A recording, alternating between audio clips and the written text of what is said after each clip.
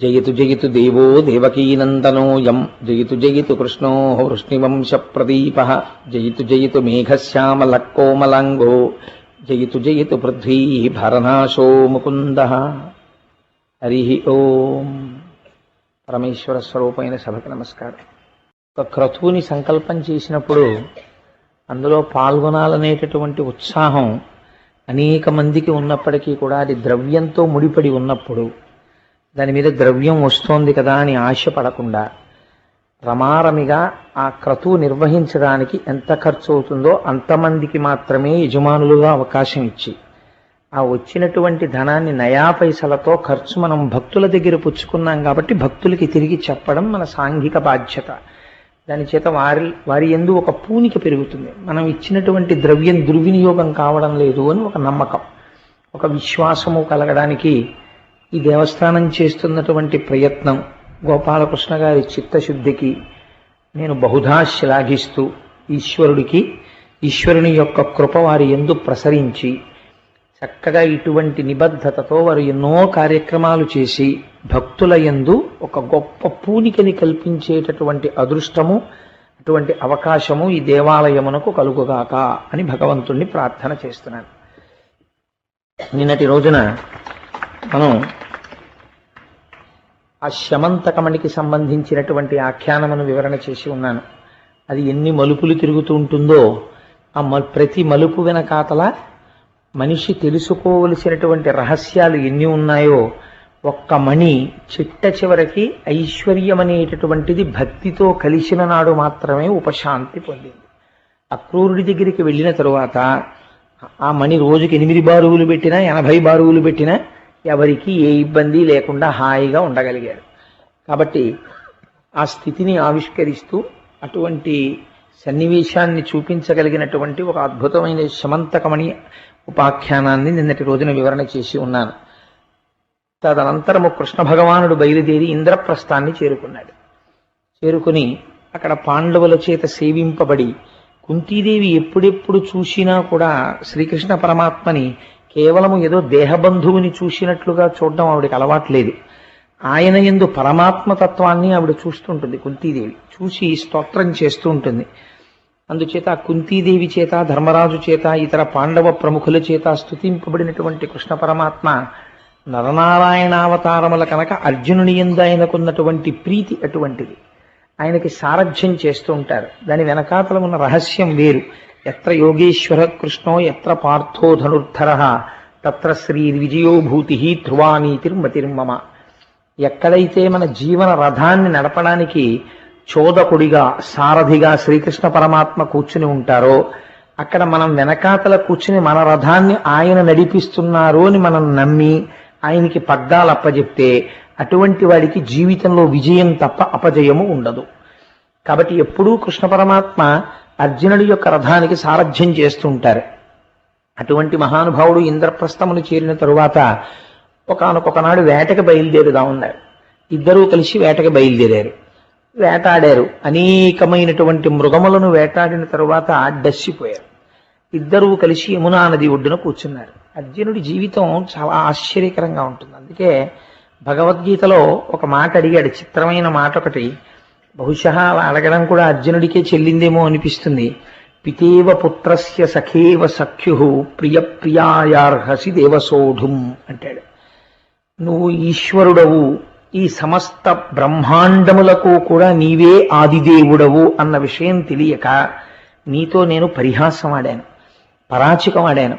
బావా బావా అని స్వతంత్రంగా పిలిచాను. నీ భుజం మీద చెయ్యి వేశాను. నీతో ఆడకూడని పరాచికములు కూడా ఆడాను, ఎందుకంటే భావవరసవి కనుక. కానీ వాటిని నన్ను ఎలా మన్నిస్తావో తెలుసా? పితేవ పుత్రస్య. ఎంత గొప్ప మాట అడిగాడో చూడండి. పితేవ పుత్రస్య. కొడుకుకి తండ్రి యొక్క ఔన్నత్యము తెలియదు చిన్నతనంలో. మా తండ్రి గారి ఇంతటి పూజనీయుడు, ఆయన కడుపున పుట్టడమే నా అదృష్టం, ఫలానా వారి కొడుకు అనిపించుకోవడం, వాడి తేజస్సుగా నేనున్నాను అని తెలియక ఆ తండ్రిని ఒళ్ళో కూర్చుంటాడు. ఆయన మెడలో ఉన్న రుద్రాక్షలు పట్టుకుని లాగుతాడు. ఆ తండ్రి చెంప మీద దెబ్బ వేస్తాడు. నాన్నగారు చదువుకుంటుంటే కళ్ళజోడు లాగుతాడు. లేకపోతే నాన్నగారు ఏ చక్క పీఠం మీద పెట్టుకుని ఏ రామాయణమో చదువుకుంటుంటే వచ్చి ఆ రామాయణం లాగేస్తాడు. ఎవరు చెయ్యగలరంత స్వతంత్రంగా? కొడుకు చేస్తాడు. బయటికి ఆయన వస్తే అందరూ ఆయన్ని ఎంతో గౌరవంగా చూస్తారు. ఇంట్లో కొడుకు మాత్రం వచ్చి రాని మాటలతో నాన్నగారు మీరు అనాలని తెలియక ఒరే నాన్న నువ్వు అంటాడు మొదట్లో. అంటే అమ్మ చెప్తున్నప్పుడు అలా అనకూడదు నాన్న, నన్ను నువ్వు అనాలి అమ్మని. నాన్నగారిని నాన్నగారండి మీరు అనాలి. అంటే వాడికి మిల్లిమిల్లిగా అలవాటు అవుతుంది. నాన్నగారండి మీరు అంటాడు. మళ్ళీ మధ్యలో నాన్న నువ్వు అంటుంటాడు. అందుకని ఇన్ని చేసిన ఇంత ప్రాజ్ఞుడైనటువంటి తండ్రి కేవలము ఆ పిల్లవాని యందున్నటువంటి పసితనాన్ని చూసి పరమ ముద్దుతో ఒక ముద్దు పెట్టుకుని విడిచిపెట్టేస్తాడు తప్ప కోపించడు. నీ పితేవ పుత్రస్య, ఒక కొడుకుని తండ్రి ఎలా క్షమిస్తాడో నన్ను అలా క్షమించు. సఖేవ సఖ్యు, నిజమైన స్నేహితుడికి ఉండవలసిన లక్షణం ఏమిటో తెలుసా అండి? తన స్నేహితుడు చేసినటువంటి దోషమును మన్నించాలి. మన్నించి తాను మళ్ళీ ఆ దోషం చేయకుండా చక్కటి మాటలతో అలా చేయకోయ్ అని చెప్పి అతని మనస్సు మార్చగలగాలి. నా సఖుడు నా స్నేహితుడు పక్కన ఉండగా నేను అతని గౌరవమునకు భంగము వాటిల్లేటట్టు ఇలా ప్రవర్తించడమా అని అవతల వారి మనస్సులో స్థానాన్ని కుదుర్చుకోవాలి. అలా స్నేహితుడు మన్నించినట్టు సఖేవ సఖ్యు ప్రియ ప్రియాయార్హసి దేవసోఢుం, ప్రియుడు ప్రియురాలిని మన్నించినట్లు. ప్రియురాలు ఒకనాడు ధూర్తతనంతో మాట్లాడుతుంది. ప్రణయ కోపంలో ఇవాళ వస్తుందో రేపు వస్తుందో మీరు చూద్దురు గాని కృష్ణుడు మాట్లాడతాడు రుక్మిణీదేవితో. చాలా ఆశ్చర్యకరమైనటువంటి మాట మాట్లాడతాడు. నీవు ఇష్టం వచ్చిన వారిని వెళ్ళి మళ్ళీ వివాహం చేసుకోవచ్చు రుక్మిణి, చాలా పొరపాటు చేశాను నిన్ను పెళ్లి చేసుకుని అంటాడు. అంటే ఆ తల్లి నిలబడినట్టే స్పృహ తప్పి కింద పడిపోయింది. అలా ఎందుకంటాడు అన్నది వేరే విషయం. అది చెప్పిన తర్వాత అయ్యో మహానుభావుడు కృష్ణ పరమాత్మ కారుణ్యమూర్తి అని మీరు అంగీకరిస్తారు, రుక్మిణీదేవి అంగీకరిస్తుంది, ఒప్పుకోక తప్పదు. ఆయన ఏం అలా అనవసరంగా మాట్లాడేవాడు కాడాయన. కాబట్టి ప్రియ ప్రియాయార్హసి, ప్రియురాలు ప్రియుడి పట్ల చేసినటువంటి దోషాన్ని మన్నించినట్లు. ఎందుచేత అంటే భార్య కాలు భర్తకి తగలదు కదా, తగిలితే వెంటనే ఒకసారి కళ్ళకద్దుకుని నమస్కరిస్తారు. ఎందుకంటే గురువుతో సమానం, పతి సాక్షాత్ పరమేశ్వర స్వరూపం. కానీ ఒకచో కాలుకి తగిలినా అప్పుడు పట్టించుకోరు. కాబట్టి ప్రియ ప్రియాయార్హసి దేవసోడు, ప్రియురాలిని ప్రియుడు మన్నించినట్లు నన్ను పెద్ద మనస్సుతో మన్నించు. అందులో నిజంగా ఎన్ని చమత్కారములనో పెట్టి నన్ను ఇలా మన్నించు అని 3 స్థాయిల్లో 3 ఉపమానములు చూపించి అడిగాడు అర్జునుడు. ఎంతటి మహద్భాగ్యాన్ని పొందాడంటే, ఇద్దరికీ దాహం వేసింది వేటకెళ్ళినప్పుడు. ఇద్దరూ వెళ్ళి యమునా నది దగ్గర ఇద్దరూ కలిసి దోషిళ్లతో నీళ్లు తీసుకుని తాగారు. ఏమదృష్టం! మనం ఏ కాశీ పట్టణానికో వెళ్ళి గంగానదిలో స్నానం చేస్తుంటే, మనం ఇక్కడ స్నానం చేస్తుంటే పైన ఒక పీఠాధిపతులు చంద్రశేఖర పరమాచార్య స్వామి వంటి వారు వచ్చి ఆయన సత్యదండాన్ని నీటిలో ముంచి ఆయన స్నానం చేస్తున్నారనుకోండి, కింద మీరు స్నానం చేస్తున్నారనుకోండి, అసలే గంగ ఆ పైన చంద్రశేఖరుల యొక్క శరీరమునకు తగిలి మనకి తగులుతోంది. ఆనాడెంత పరవశం పొందుతాం! ఏమదృష్టం! జీవితంలో రాసుకుని ఉంచుకుంటాం. ఫలానా అప్పుడు కాశీ వెడితే చంద్రశేఖరులు పైన స్నానం చేస్తుంటే కింద నేను స్నానం చేశాను. వారి శరీరమునకు తగిలి వారి శరీరమునకు అలదబడినటువంటి విభూతితో కరిగినటువంటి జలములు నన్ను స్పృశించాయి. కాబట్టి నేను మహద్భాగ్యమును పొందాను అనుకుంటాం ఆ రోజున.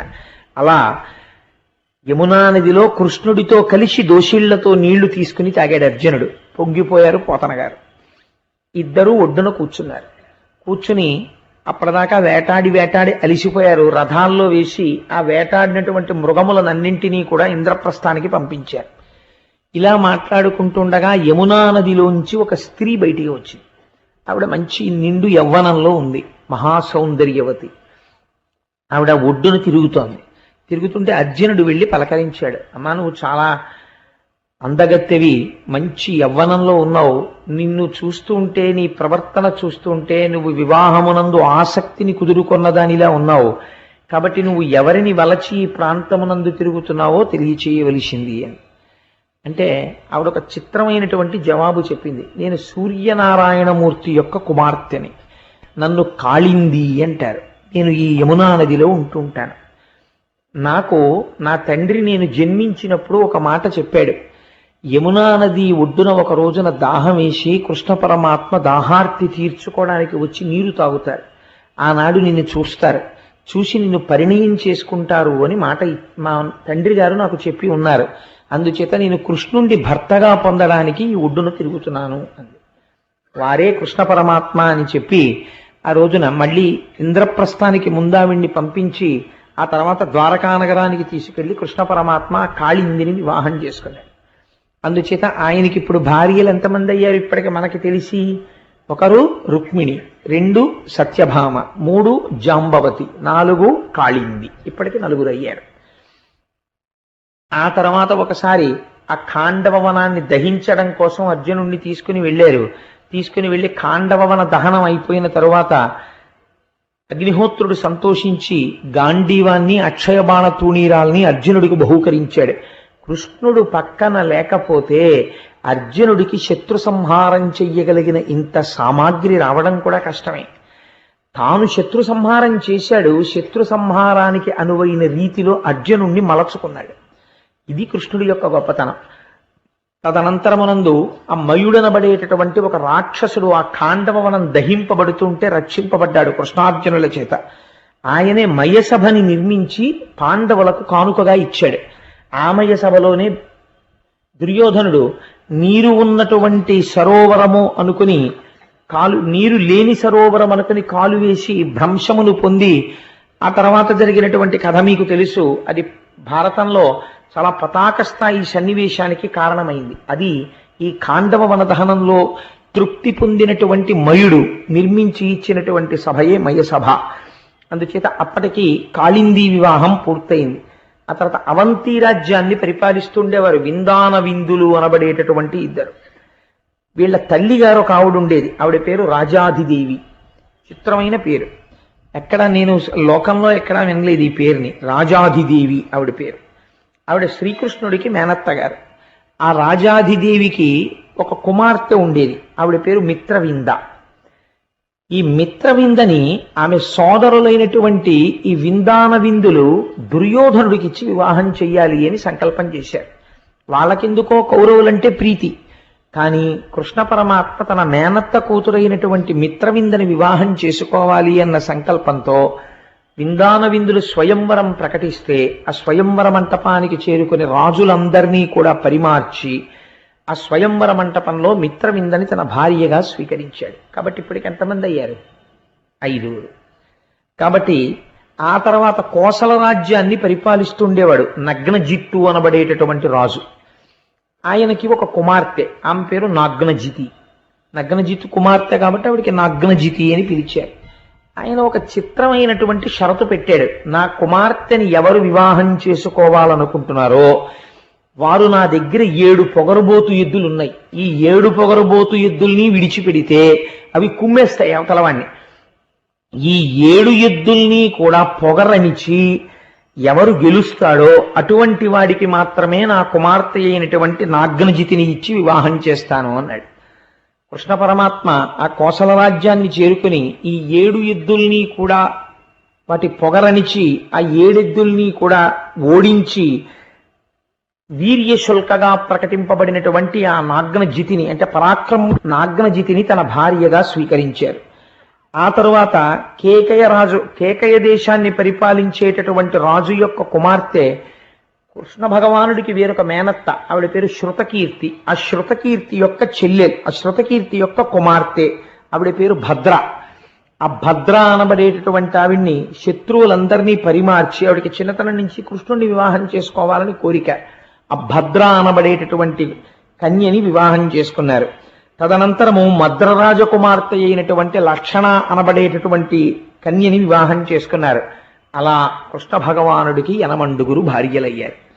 8 భార్యలతో సర్వ సంపదలతో భగవానుడు తులతూగుచున్నాడు. రుక్మిణి, సత్యభామ, జాంబవతి, కాళింది, మిత్రవింద, నాగ్నజితి, భద్ర, లక్షణ. ఈ 8 ఆయన భార్యలు. అయితే 8 భార్యలు అని చెప్పడం వెనకాతల ఒక రహస్యం ఒకటి ఉంటుంది. ఆయనకి కృష్ణ భగవానుడికి మీకు నేను ఏదో ఒక రోజున ఉపన్యాసంలో చెప్పాను. నిజంగా కృష్ణ భగవానుడు ఏదో ఇంతమంది స్త్రీలని వివాహం చేసుకుని దక్షిణ నాయకుడై వీళ్ళందరితో సరస్సల్లాపాలతో గడపాలని వచ్చినటువంటి అవతారం కాదది. కృష్ణ పరమాత్మ యొక్క అవతారాన్ని అర్థం చేసుకోవడం చాలా కష్టం. కాబట్టే భాగవతము తెలిసి పలుకుట కష్టంబు శూలికైన దమ్మి చూలికైన విభుధ జనుల వలన వినినంత కనినంత తెలియవచ్చినంత తేటపరుతూ అంటారు. పోతన గారంతటి వారంతా మాట అన్నారు, భాగవతాన్ని అర్థం చేసుకోవడం కానీ, భాగవతాన్ని చెప్పడం కానీ, భాగవతాన్ని తెలుసుకోవడం కానీ చాలా కష్టం. కాబట్టి భాగవతం వినే వాళ్ళకు ఒక లక్షణం ఉండాలి అని చెప్తారు. భాగవతం వినేటప్పుడు మనస్సు పెడదారి త్రొక్కకూడదు. కృష్ణుడికి ఎందుకండి ఇంతమంది పెళ్ళాలు, 8 పెళ్ళాలు ఏమిటండి అని ఒక ఆలోచన వచ్చింది అనుకోండి, వెంటనే మీ మనస్సు ఒక తప్పు త్రోవ పట్టినట్టు. ఎందుచేత అంటే ఈశ్వర చేష్టితమును మీరు అర్థం చేసుకోలేకపోయారు. భగవంతుని యొక్క లీలా విలాసం అంత తేలిగ్గా అర్థమయ్యేది కదా. ఆయనకి 8 భార్యలు ఉన్నారనుకోండి, మన ఎప్పుడన్నా వచ్చి ఏమంటే కొంచెం డబ్బు అవసరంగా ఉంది, ఒక ఆవిడికి ఆ పిల్లలకి ఫీజు కట్టుకోవాలో 100 రూపాయలు ఇమ్మంటే పోనీ మనం అడగచ్చు, 8 పెళ్ళాలు ఎందుకయ్యా నీకు. ఆయన ఎప్పుడూ మనం అడగలేదు కదా, ఎందుకు వచ్చిన గొడవ, ఓ నమస్కారం పెడితే గొడవ వదిలిపోతుంది. కాబట్టి భాగవతం వినేవాడు అర్థం చేసుకోలేని స్థితి ఉంటే పెద్దలు ఏం చెప్పారంటే ఇది పరమాత్మ లీల, భక్తితో నమస్కరించు. మనం ఆకలేసింది అనుకోండి, ఇంత పదార్థం తినేస్తే మన ఆకలి తీరిపోతుంది. అగ్నిహోత్రుడు ఉన్నాడు అనుకోండి, ఎంత పదార్థం తినేసినా ఆకలి తీరిపోయిందని అనిపించదు. అదేమిటండి అలా ఎలా జరుగుతుంది అంటే అంతే, అది అగ్నిహోత్రుడి యొక్క ధర్మం, ఈశ్వరుడు యొక్క ధర్మం అలా ఉంటుంది. కాబట్టి ఈశ్వరుణ్ణి అలా అర్థం చేసుకోవడం ప్రారంభం చేస్తే మనస్సు పెడత్రోవ పట్టే అవకాశం ఉండదు. 1. 2, తెలుసుకోవాలన్న జిజ్ఞాస ఉందనుకోండి, తెలుసుకోవడం తప్పు కాదు. 8 భార్యలు అన్న మాట ఎందుకు వాడతారో తెలుసా అండి? మీరు కొంచెం జాగ్రత్తగా వింటే మీకు ఈ రహస్యం అర్థమైపోతుంది. భార్య అన్న శబ్దము చేత 6 లక్షణములను ఆవిష్కరిస్తారు. నేను ఒక స్త్రీని చూపించి ఈమె నా భార్య అని నేను అన్నాను అనుకోండి, ఈమె నా భార్య అనడంలో నేను ఈవిడ నా భార్య అని చెప్తున్నాను అన్నప్పుడల్లా దాని అర్థం ఏంటంటే ఆమె నాతో 6 సంబంధములను కలిగి ఉన్నది అని. ఈ 6 వేరొక పురుషుని ఎందు ఆ స్త్రీకి ఉండవు. 1, వాడికే చెందిన దానను. ఇదే భారతీయ స్త్రీకి ఉన్న గొప్పతనం. అందుకే మంగళసూత్రం కట్టి జీలకర్ర బెల్లం పెట్టి సప్తపది మంత్రంలో ఆ సఖ్యం కోసమని 7 అడుగులు వేయగానే ఇంటి పేరు వదిలిపెట్టేస్తుంది, గోత్రం వదిలిపెట్టేస్తుంది, తన పుట్టింటిని వదిలిపెట్టేస్తుంది. ఎవరైనా ఆవిడికేం తెలియదు. తెర ఇప్పుడంటే పెళ్లి చూపులు, పూర్వం అసలు పెళ్లి కొడుకు పెళ్లి కూతుర్ని చూడడం అన్నది ఎప్పుడో తెలుసా అండి. తెర పట్టిన తరువాత తెర ఎత్తుతారు సుముహూర్తానికి. సుముహూర్తానికి తెర ఎత్తినప్పుడే నేత్ర నిమీలనం. తెలియక పొరపాటున ఒకే వేదిక మీద ఇద్దరిని పక్క పక్కన కూర్చోపెట్టడం అనేది జరగకూడదు. అందుకే మనకి ధర్మశాస్త్రంలో వివాహం అయ్యేంత వరకు పక్క పక్కన కూర్చోపెట్టారు. ఎందుకు కూర్చోపెట్టకూడదో తెలుసా అండి? ఆ భావన వారికి రాకూడదు. ఎందుకంటే పెద్దలు మాట ఇచ్చి ఉండవచ్చు, కానీ ధర్మపత్ని ఎడమ పక్కన కూర్చోవడం అనేటటువంటిది సప్తపది అయిపోయిన తర్వాత మాత్రమే కూర్చోపెట్టాలి. అంతకు ముందు కూర్చోపెట్టడానికి నైతికమైన శాస్త్రీయమైన అధికారం ఎక్కడుంది నాకు చెప్పండి? పెద్దలందరూ ఉండి పొరపాటు చేయిస్తున్నట్టు అవుతుంది. అది తప్పు కదా. అలా చేయించచ్చా? పెద్దలు ఉండి చేయించకూడదు.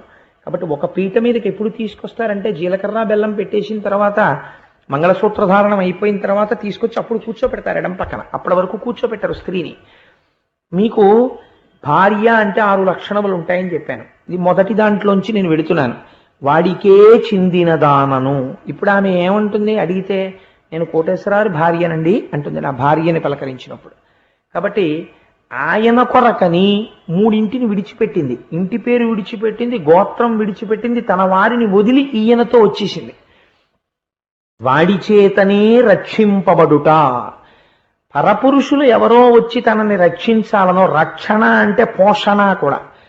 ఇంతకన్నా పోషణ అక్కడ బాగుంటుందని చెప్పి వేరొక పురుషుడి ఇంట్లో మధురాన్నాన్ని కూడా తినదు. ఈ ఇంట్లో మజ్జిగాన్నమైనా సరే తిని తృప్తి పడుతుంది. ఎందుకంటే ఆయన శక్తి ఎంతో, ఆయన శక్తి మేరకి ఆయన తెచ్చినది తనకి మధురము. వేరొక ఇంటిలోది ఎంత మధురమైనా వేరొక పురుషుడు తెచ్చి నేను నీకు మధురాన్నం పెడతానమ్మా, మీ ఆయన ఏం పెడతాడు అంటే చీల్చేస్తుంది ఆ మాట అన్నందుకు. తప్ప ఆయన మజ్జిగ అన్నం పెట్టినా అది నాకు అమృతం అంటుంది. ఇది భారతీయ స్త్రీ అంటే. దీనివల్ల కదండి దేశానికి ఇంత గొప్పతనం వచ్చింది. వాడికే చెందిన దానను సమస్త వ్యాపారములు వాడికే చెందినవయ్యుండుట, వాడి చేతనే రక్షింపబడుట, వాడి నుండి విడువడుట దుఃఖము, వాడితో కలిసియుండుట సుఖము. ఈ 5 ప్రధానముగా ఉంటూ 6వదైనటువంటి లక్షణము ఒకటి ఉంటుంది. ఏమిటది? సర్వకాల సమస్త వ్యాపారములు ఆయనతో కలిసి మంగళముగా రూపుదిద్దుకొనుట. ఆవిడ సమస్త మంగళములు ఆయనతో కూడినవే. ఆయన లేని నాడు ఆ మంగళమే లేదు, అస్తిత్వమే లేదు. ఇప్పుడు ఏమైపోయింది? భారతీయ ధర్మంలో అదే గొప్పతనం అండి.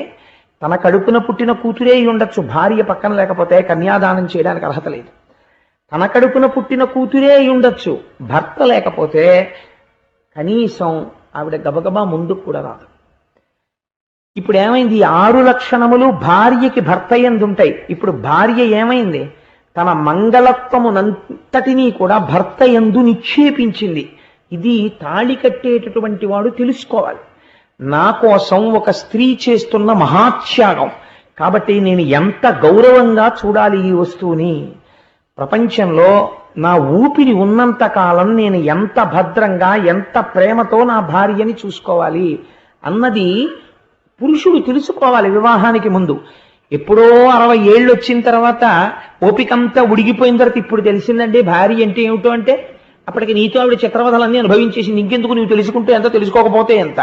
తెలుసుకోవలసింది యువకుడై ఉండగా తెలుసుకోవాలి, అప్పుడు సంసారాలు చక్కగా ఉంటాయి. కాబట్టి ఈ 6 లక్షణములు ఎవరికి ఉంటాయో ఆ స్త్రీని ఆ పురుషుడికి భర్త అంటారు.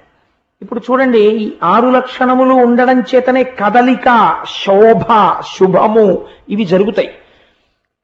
ఇవి 8 వస్తువుల యందు ఈశ్వర చైతన్య ప్రకాశము లేకపోతే 8 వస్తువులు జడమై ఉండిపోతాయి. అవి ఏమిటో తెలుసా అండి?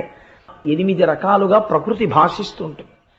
ప్రకృతి ఉన్నదా అంటే ఉన్నది, జ్ఞాననేత్రము చేత లేదు. జడమైన ప్రకృతికి చైతన్యము దేని వలన కలిగినది అంటే, రైలు కంపార్ట్మెంట్లు 23 కంపార్ట్మెంట్లు పెట్టేశారు, ఎవడి బెర్తులు వాడు ఎక్కేశాడు. వాళ్ళకి అలాట్ చేసినవే S1 కోచ్లో 32వ బెర్త్.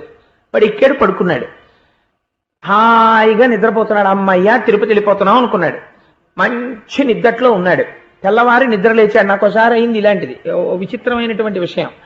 ఆ తెల్లవారి నిద్ర లేచి ఇదేంటి తిరుపతి వచ్చేసిందా అని కిటికీ ఎత్తి చూశాడు. తీరా చూస్తే ఏలూరులో ఉన్నాడు. ఇదేంటండి ఏలూరులో ఉంది ఏమిటండి రైలు అన్నాడు. ఏలూరులో ఉంది ఏమిటి రైలు అంటే, ఇంజిన్ ఫెయిల్ అయిపోయింది, ఇంకో ఇంజిన్ దొరకలేదు, అందుకని చెప్పి ఈ ట్రైన్ ఇలాగే ఉంది. ఇంజిన్ ఫెయిల్ అయిపోయింది అనుకోండి, బోగీలు ఎన్ని ఉంటే ప్రయోజనం ఏముంది? అక్కడే ఉంటాయి. That which pulls is called the power. ఏది కదుపుతుందో దానికి పవర్ అని పేరు, ఏది లాగుతుందో అది ఇంజన్. ఈశ్వరుడు పురుషుడై దాని యందు ప్రవేశించి కదుపుతాడు 8. అవే పంచభూతములు: పృథివీ, ఆపస్, తేజో, వాయు, ఆకాశములు. భూమిరాపో నలో వాయు కమ్మనో బుద్ధిరేవచ అహంకార ఇతీయమ్మే భిన్నా ప్రకృతి రష్టదా. మనో, బుద్ధి, అహంకారములు. మనస్సు కూడా జడమే. మనస్సు అప్పటి వరకు ఉంటుంది, ఊపిరి వెళ్ళిపోయింది అనుకోండి, ఏది మనస్సు? బుద్ధి ఏది? అహంకారం ఏది? నేనన్న భావన ఏది? ఈ 8 ఎప్పుడు కదులుతున్నాయి? ఈశ్వరుడు లోపల ఉన్నప్పుడే కదులుతున్నాయి. కాబట్టి 8ంటికి భర్త ఎవరు? ఈ 8ంటికి మంగళత్వం ఎప్పుడుంది? ఈయన ఉంటే ఉంది. ఈయన లేడనుకోండి, 8ంటికి మంగళత్వం ఉందా? లేదు. అప్పటి వరకు శివం శివం శివం అంటారు. అందులో ఉన్నటువంటి శివుడు వెళ్ళిపోయాడు. వెళ్ళిపోతే ఇప్పుడు దానికి తలకట్టు పైకి లేస్తుంది. ఇప్పుడు అదేమిటి? శవం. ఇప్పుడు 4 కన్నులు ఉన్నాయి, చాలా అందం ఉంది, అందులో పృథి ఉంది, ఆపస్సు ఉంది, తేజస్సు ఉంది, ఇంకా కొద్దిగా వేడి ఉంది శరీరంలో. అయినా ఎందుకైనా పనికొస్తుందా? పూజపీఠల మీద కూర్చోపెడతారా? లేకపోతే ఆ ఇంట్లో ఏదైనా వ్రతం చెయ్యొచ్చా? ఎందుకో పనికిరాదు. ఎందుకైపోయింది? ఈ 8 సంఘాతమైన ఈ శరీరము, ఇందులో ఏముంది? పృథి ఉంది, జలం ఉంది, అగ్ని ఉంది, ఆకాశం ఉంది, తేజస్సు ఉంది, వాయువు ఉంది. వీటితో పాటు మనోబుద్ధి అహంకారములు ఉన్నాయి. ఈ 8 సంఘాతమే ఈ శరీరము. ఇది కావచ్చు, పిపీలికాది పర్యంతంలో ఏదైనా కావచ్చు. ఈ 8ంటికి ఈ చైతన్యమునిచ్చిన వాడెవరు? భూమిగా జడము. భూమికి మొలకెత్తే శక్తి ఎక్కడి నుంచి వచ్చింది? ఈశ్వరుడు దాని యందు చైతన్య రూపంగా ఉన్నాడు కాబట్టి. కాబట్టి ఇప్పుడు ఈ 8 కదుపుతున్న వాడెవడో వాడు పురుషుడు. కాబట్టి కృష్ణుడు 7 చేసుకోకూడదు, 9 చేసుకోకూడదు, 8 చేసుకోవాలి. కాబట్టి ఇప్పుడు కృష్ణుడికి ఎంతమంది భార్యలు? 8 మహిషులు, 8 భార్యలు. ఇది తప్ప అందులో ఉన్న రహస్యం కృష్ణుడికి ఏదో సరదా పుట్టి కనపడ్డ వాళ్ళందరి దగ్గరికి వెళ్ళి పెళ్లి చేసుకుని 8 పెళ్ళాల కింద చేసుకున్నాడండి అని మీరు అన్నారనుకోండి, మీరు జ్ఞానస్థాయిలో దాన్ని దర్శనం చెయ్యలేకపోయారు. ఏమంటే మీరు ఏదో చెప్పారు, భూమిరాపో నలో వాయు అన్నారు, అష్ట ప్రకృతులు అన్నారు, పరాప్రకృతి అపరాప్రకృతి ఏదో చెప్పారు, కానీ మా తలకెక్కలేదండి. ఏం పర్వాలేదు, ఎక్కకపోతే ఏవో 8 ఉన్నాయి మొత్తానికి వాడు కదుపుతాడు. వాడు సౌశీల్యుడు. భార్య భర్త ఎంత మంగళమో ఆ 8 పట్ల వారంతా మంగళమో. ఒక నమస్కారం చెయ్యి, అర్థం చేసుకున్న వాడికి ఎంత పుణ్యమో భక్తితో నమస్కరించి నీకంతే పుణ్యం. అందుకే భాగవతాన్ని 2 స్థాయిల్లో వినాలని చెప్తారు. అర్థమైన చోట జ్ఞానిగా విను, అర్థం కాని చోట భక్తుడిగా విను, ఎలా అయినా ఉద్ధరింపబడతావు. 2 కాకపోతే భ్రష్టుడు అవుతావు. కాబట్టి అలా 8 మహిషులతో మహానుభావుడు 8 చాలా సంతోషంగా ఆనందంగా కాలం గడుపుతున్నాడు. గడుపుతుండగా ఒక చిత్రమైనటువంటి విషయం జరిగింది. ఇది మీరు చాలా గమ్మత్తుగా జరిగినటువంటి విశేషం. నేను మీకు కొంత ఉపోద్ఘాతాన్ని అందించగలిగాను అనుకోండి, మీరు దాన్ని చాలా జాగ్రత్తగా గట్టిగా ఒడిసి పట్టుకుంటారు. ఇది బంగారం జారిపోకూడదని. కృష్ణ భగవానుడు తనంత తానుగా శక్తివంతుడు కదండి. నేను మీకు చెప్పాను కదా, 8 యందు ప్రవేశించిన వాడెవరు? కృష్ణుడు. కాబట్టి కృష్ణుడు లేనినాడు ఆ 8 ప్రకృతులకి కదలిక లేదు కదా. లేనప్పుడు కృష్ణుడు కన్నులు తెరవని కడు చిన్ని పాపడై దానవి చనుబాలు త్రావి చంపే, ఇంకా కనురెప్పలు కూడా తెరవనటువంటి పిల్లవాడిగా ఉండగా పూతనా సంహారం చేశాడు. ఎందరో రాక్షసుల్ని పరిమార్చాడు. అటువంటి కృష్ణుడు ఒక్క నరకాసురుణ్ణి సంహరించడం విషయంలోకి వచ్చేటప్పటికీ సత్యభామని తీసుకెళ్ళాడు. 8 ఎవరినీ తీసుకెళ్ళలేదు, ఒక్క సత్యభామని తీసుకెళ్ళాడు. ఇలా రామాయణంలో దశరథ మహారాజు గారు తీసుకెళ్లారు ఒకసారి కైకమ్మని. చాలా ఉపద్రవం వచ్చింది అలా తీసుకెళ్ళేందుకు. అలా మళ్ళీ సత్యభామని కృష్ణ భగవానుడు తీసుకెళ్తున్నాడు. ఇప్పుడు కూడా ఏమైనా ఉపద్రవం ఉంటుందా అలాగా? లేకపోతే మనందరికీ కూడా ఏదైనా ఒక గొప్ప సందేశం ఏమైనా ఉంటుందా అంటే, మీరు బాగా జ్ఞాపకం పెట్టుకోండి, కైకమ్మని దశరథుడు యుద్ధానికి తీసుకెడితే రామాయణం అంతా వచ్చింది కదండి. భార్యతో యుద్ధానికి వెళ్ళాడు కాబట్టి రామాయణం వచ్చింది, లేకపోతే యుద్ధం లేదు. అసలు 2 వరాలు ఉండవు. లేదా సత్యభామతో భాగవతంలో కృష్ణుడు యుద్ధానికి వెళ్ళబట్టే మనకి దీపావళి పండగ మిగిలింది కదా. ఎప్పుడో ద్వాపర యుగంలో చంపాడు. కలియుగంలో ఇప్పటికీ ప్రతి ఏడాది మనం దీపావళి చేసుకుంటూనే ఉన్నాం. దీనికి ఏమైనా సందర్భం ఉందా? లేకపోతే ఇప్పుడు పూతనా సంహారం చేశాడండి. పూతనా సంహారం జరిగినటువంటి తిథి రోజున మనం ఎవరైనా ఏమైనా పండగ చేస్తామా? ఏమీ చెయ్యం. ఒకవేళ నేను మీకు ఆ తిథి చెప్పాను అనుకోండి, ఇవాళ పూతనా సంహారం జరిగిన రోజండి అని మీరు ఏమైనా చేస్తారా? ఏం చేయరు.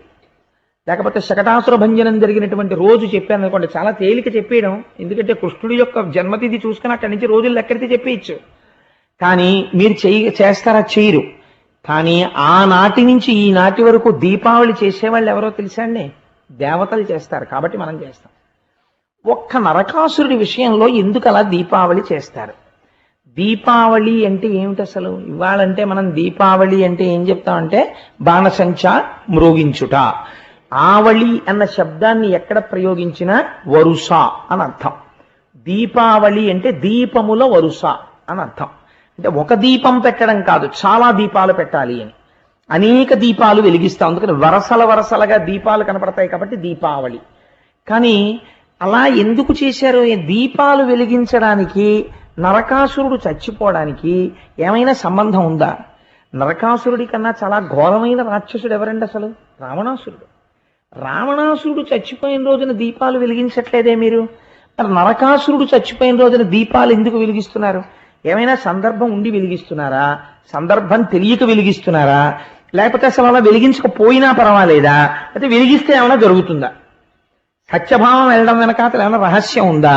లేకపోతే చాలా క్యాజువల్గా నేను వస్తానండి సరదాగానంటే తీసుకెళ్ళాడా? పోనీ సరదాగా తీసుకెళ్ళాడు అనుకోండి, ఏమని చెప్పాలి? ఆల్ రైట్ సత్య వెనకాల కూర్చొని చూడు నేను యుద్ధం చేస్తానని చెప్పాలి. ఆవిడ మధ్యలో లేచి విల్లోసారి లాగియండి. అంతకుముందు ఆవిడ యుద్ధం చేసినట్టు ఆయనకి తెలియదు, కృష్ణుడికి కూడా తెలియదు. ఎందుకంటే సత్యభామ అంతకుముందు యుద్ధాలు చేసినట్టు మీరు ఎక్కడన్నా చదివారా భాగవతంలో? ఏమీ లేదు. మరి ఏమి ఇప్పుడు ఒక చిత్రమైన విషయం ఉంటుందండి. ఎప్పుడైనా నేను అలా బజార్కి వెళ్తున్నాను అనుకోండి, ఏమండి నేను వస్తానంది అనుకోండి మా ఆవిడ, సరే సంతోషం రా అంటాను. లేకపోతే నేను అలా షికారుగా కాసేపు అలా వెళ్ళొస్తానే అంటే నేను వస్తాను షికారు అందనుకోండి, సరే రా అంటాను. నేను ఆఫీస్కి వెళ్తున్నాను చాలా ముఖ్యమైన పని ఉంది అంటే నేను వస్తాను మీతో అందనుకోండి, అది ఆఫీస్కి ఎందుకు నువ్వు అంటారు. లేదు వస్తాను అని మారాం చేసింది అనుకోండి, ఒకవేళ ఫోన్లే వచ్చేదో కాసేపు పక్కన కుర్చీలో కూర్చుంటుంది, ఏమో ఎందుకు వస్తానంటున్నా.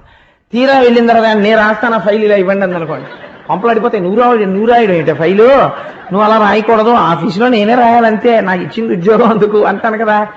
యుద్ధ భూమికి వెళ్ళినటువంటి వాడు భార్య యుద్ధం చేయగలదో లేదో చూసుకోకుండా అని ఏమన్నా ఇలా ఇవ్వండి సారా ధనస్సు నేను వేసేస్తాను బాణాలంటే తీసుకో సత్య అని వీళ్ళు ఇచ్చేస్తాడా?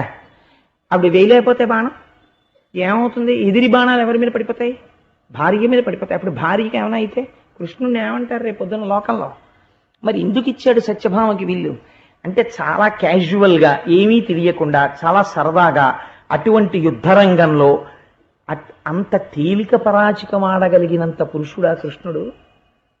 మరి లేకపోతే సత్యభామకి ఎందుకు ఇచ్చాడు? నరకాసుర వధ అంతేనా? దాని వెనకాతల ఏమైనా రహస్యం ఉందా? మీరు ఈ కోణంలో అవతరించండి, నేను ఒక ప్రయత్నం చేస్తాను దాన్ని ఆవిష్కరించడానికి, మీరు పట్టుకోవడంలో ఉంటుంది దాన్ని. కాబట్టి ఒకనాడు కృష్ణ భగవానుడు కొలువు తీరి ఉండగా దేవతలు, ఇంద్రుడు, దుర్వాసో మహర్షి వీళ్ళందరూ వచ్చారు. వచ్చి మహానుభావ కృష్ణ, నరకాసురుడు యొక్క ఆగడములు రోజు రోజుకి మితిమీరిపోతున్నాయి, దేవతల యొక్క తల్లి అయిన అదితి యొక్క కుండలములను తస్కరించాడు. ఇదొక చిత్రమైనటువంటి విషయం. రాక్షసుడన్నవాడు ఇంద్రసింహాసనాన్ని ఎత్తుకుపోయిన వాడిని మనం చాలా మందిని చూసాం. వీడు అదితి కుండలాలు ఎత్తుకుపోయాడు. నరకాసుర వధకి మొదటి వాక్యం ఇది. వాడి ఎందు పెద్ద అభియోగం ఏమిటో తెలుసా అండి? అదితి కుండలములను తస్కరించినాడు. దేవతల తల్లి కుండలాలు ముట్టుకున్నాడంటే పరమేశ్వరుడు బయలుదేరాడు, నేను చూస్తాను వాడి సంగతి అన్నాడు. వరుణుడి ఛత్రాన్ని ఎత్తుకుపోయాడు. వాడివన్నీ చిత్రమైన సందర్భాలు. ఆయన గొడుగు కట్టుకుపోయాడు వాడు. దేవతలందరూ కూడా ఓ పర్వతం మీద విహారం చేస్తుంటారు, మణిపర్వతం అని. ఆ మణిపర్వతాన్ని ఎత్తుకుపోయాడు. ఈ మూడు ఎత్తుకుపోయాడు. వాడి ఆగడాలు అంతా ఇంతా కాదు. కృష్ణ నువ్వే వాణ్ణి పరిమార్చాలి అని అడిగాడు ఇంద్రుడు. అడిగితే కృష్ణుడు అన్నాడు, తప్పకుండా నేను రాక్షస సంహారం చేస్తాను, నరకాసుర వధ చేస్తాను, నేను బయలుదేరుతున్నాను యుద్ధభూమికి అని దేవతలందరినీ స్వాంతనపరిచి తాను యుద్ధభూమికి బయలుదేరడం కోసమని రథం ఎక్కుతున్నాడు. ఆ బయలుదేరే ముందు గబగబా సత్యభామ వచ్చింది. ఆవిడ పేరు చాలా గమ్మత్తైన పేరండి, సత్యభామ. ఇప్పటికీ కూడా మొట్టమొదట ఆ పేరు ఎక్కడ వినపడుతుందో తెలుసా అండి? కొత్త కోడలు ఇంటికి రాగానే కొంచెం కాస్త విసురుగా నడిచింది అనుకోండి, ఏమో మీ కోడలు సత్యభామే అంటారు వెంటనే. ఆ తల్లి బహుశా నేనైతే అనుకుంటాను షీఈస్ థరోలీ మిస్అండర్స్టూడ్, ఆవిడికి సరిగ్గా అర్థం చేసుకోబడలేదు సత్యభామ అనుకుంటాను. ఆ తల్లి సత్యభామ పొందినటువంటి స్థానం చాలా గొప్ప స్థానం అండి నిజంగా. ఆవిడ నృత్య సంప్రదాయంలో కూడా కూచిపూడిలో కూడా ఆవిడ కృష్ణుడికి లేఖ రాస్తుంది. అయ్యో బాబోయ్, నిజంగా అది శోభానాయుడు గారు మహాతల్లి ఆవిడ చేస్తారు. ఆ కృష్ణుడికి ప్రణయలేఖ రాయడం, ఆవిడ నర్తన చెయ్యడం. సత్యభామ ఎన్ని రంగాలలో ప్రవీణురాలో మహాతల్లి. ఆయమ్మ కృష్ణ భగవానుడి దగ్గరికి వచ్చి ఒక మాట అడిగింది, నాథ మీరు యుద్ధభూమికి బయలుదేరుతున్నారు కదా నరకాసురుడితో యుద్ధం చేయడానికి, నేను కూడా మీతో వద్దామనుకుంటున్నాను యుద్ధభూమికి అంది. అరణ్యవాసానికి రాముడు వెడుతున్నప్పుడు సీతమ్మ కూడా నేను వస్తాను అంది. కానీ వాళ్ళ మధ్య చాలా గంభీరమైనటువంటి చర్చ జరిగింది. అలా కృష్ణుడు గంభీరంగా ఉండదు. కృష్ణుడికి రాముడికి అవతారాల్లో చాలా తేడా ఉంటుంది. చక్క పెట్టడంలో కృష్ణుడి తర్వాతే. కొంచెం మా రామయ్య అమాయకుడు, అంటే కృష్ణయ్య కూడా మావాడే. అంటే నేను ఈ మాట అంటే నేను ఎవరి గురించి ఉపన్యాసం చెప్తే ఆయన మావాడు అంటుంటాను, అదే ఒక బలహీనత. అంటే మనవాడు లేదా ఎందుకు ఈ మాట అన్నానంటే, రాముడు చూడండి ఆ మొట్టమొదట బాలకాండల యుద్ధానికి వెళ్ళినప్పుడు మారీచుణ్ణి చంపేసి ఉంటే అసలు రామాయణం అంత దూరం వెళ్ళేదండి, సీతాపహరణం జరిగేదా? మారీచుణ్ణి వదిలేశాడు, వదిలేసి తాటకా సంహారం చేశాడు, అంత దూరం వెళ్ళింది. శూర్పణఖకి ముక్కు చెవులు కోసి వదిలేశాడు, అంత దూరం జరిగింది. సగం చంపుతాడు, సగం వదులుతుంటాడు, దానివల్ల కష్టాలు కొని తెచ్చుకుంటూ ఉంటాడు రాముడు. కృష్ణుడు అలా కాదు. జరాసంధుడు యుద్ధానికి వస్తే వీడిని చంపేశామనుకో మళ్ళీ మనకి పనికి మాలిన వాళ్ళందరినీ కూడేసుకొచ్చేవాడేవాడు? అందుకని కూడ వేసుకొచ్చిన వాళ్ళందరినీ చంపేసి వీడిని వదులుతుంటే వీడు వెళ్ళి మళ్ళీ పనికిమాలిన వాళ్ళందరినీ పట్టుకుని వస్తుంటాడు. వీడిని వదులుతుండా వాళ్ళని చంపుతుండా భూభారం తగ్గిపోతుంది. తేలిక నేను వెళ్ళి అస్తమానం ఎక్కడికని వెతకను, వీడిని వదిలితే వీడు పట్టుకొస్తాడు వాళ్ళందరినీ అని వచ్చినప్పుడల్లా జరాసంధుడు వదిలేసేవాడు, వాళ్ళని చంపేసేవాడు.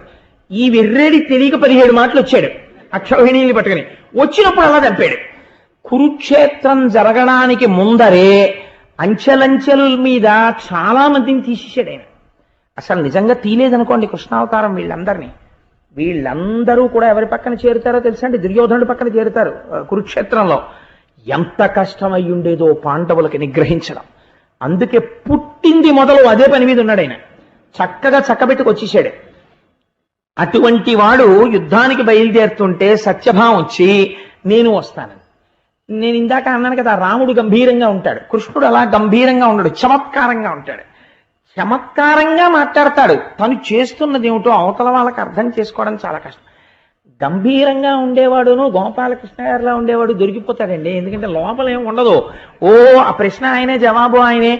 మీరు ఇచ్చిన డబ్బులు నేను ఏమైనా చేశాను అనుకుంటారేమో, మా ధర్మకర్తలు పైదేస్తారు కానీ మేము ఎప్పుడూ అలా తీసుకోము అని మీరు అడిగారేమో అనుకుని ఆయనే జవాబు చెప్పేసి, అది నిష్కల్మష హృదయాలు అలా ఉంటాయి. నాలాంటి వాడు ఉన్నాడు అనుకోండి చాలా నవ్వుతూ మాట్లాడుతుంటాడు. కానీ ఆ మాట్లాడే మాటల వెనకాతల ఏముందో కనిపెట్టడం చాలా కష్టం.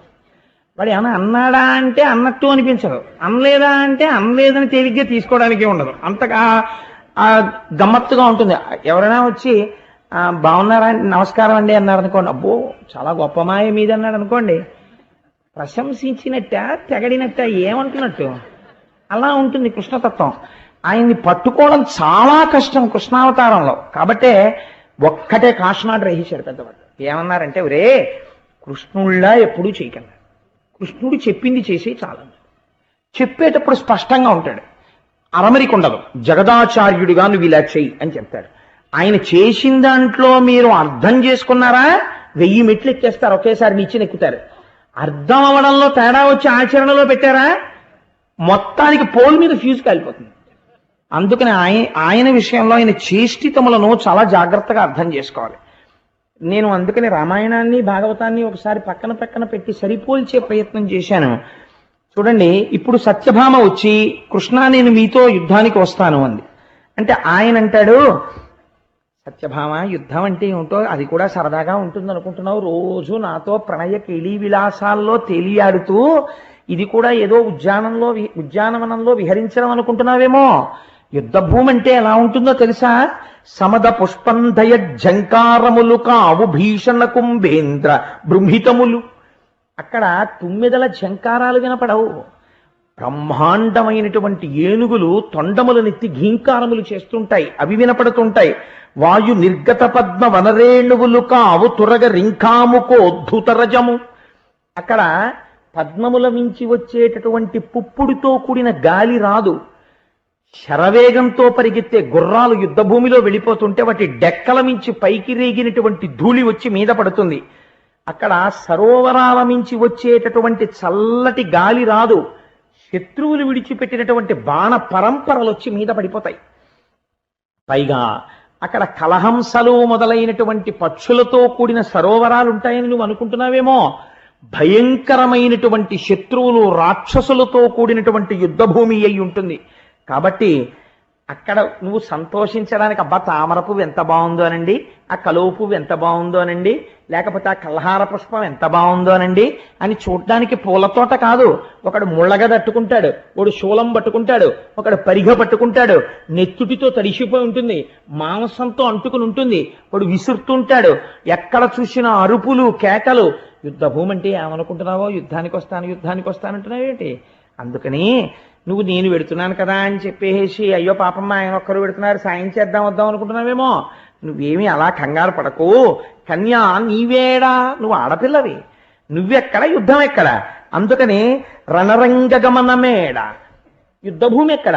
పొత్తు వేగము, నేను మళ్ళీ తిరిగి తొందరగా వచ్చేస్తాను రాక్షసుల్ని పరిమార్చి, నువ్వు బెంగ పెట్టుకోకు, నిలువుము వల్లదు, అందుకని నువ్వు నాతో రావద్దు అన్నాడు.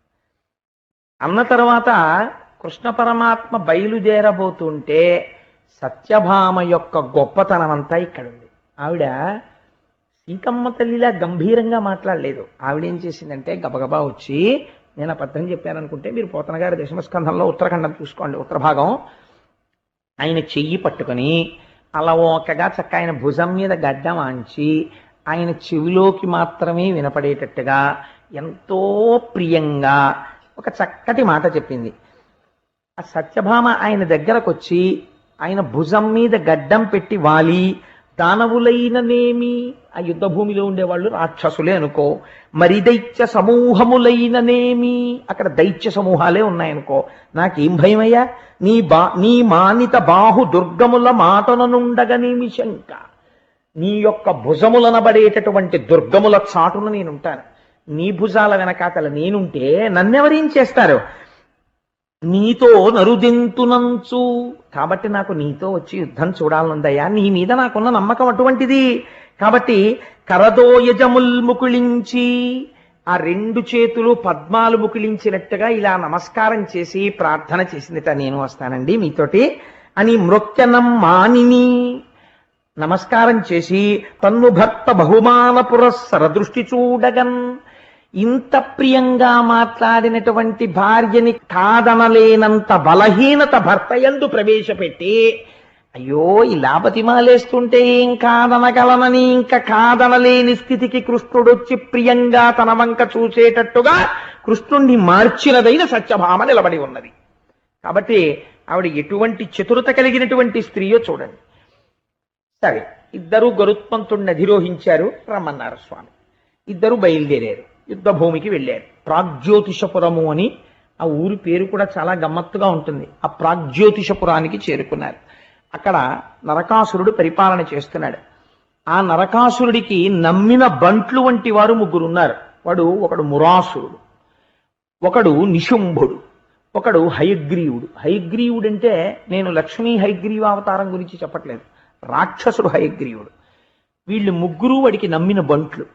అక్కడ దుర్గములు చాలా ఉన్నాయి, జలదుర్గము, గిరిదుర్గము, శస్త్రదుర్గము, ఇలా 6 రకాలైన దుర్గాల్ని శాస్త్రం చెప్తుంది. అటువంటి దుర్గములను, అనేక దుర్గములను వాడు నిర్మాణం చేశాడు. ఆ దుర్గములను చూశాడు పరమాత్మ గరుత్మంతుడి నుంచి. చూసి ఒక్కసారి తన చేతిలో పట్టుకున్నటువంటి గద చేత ప్రహారము చేస్తూ ఈ దుర్గములన్నింటినీ నేల కూల్చేశారు.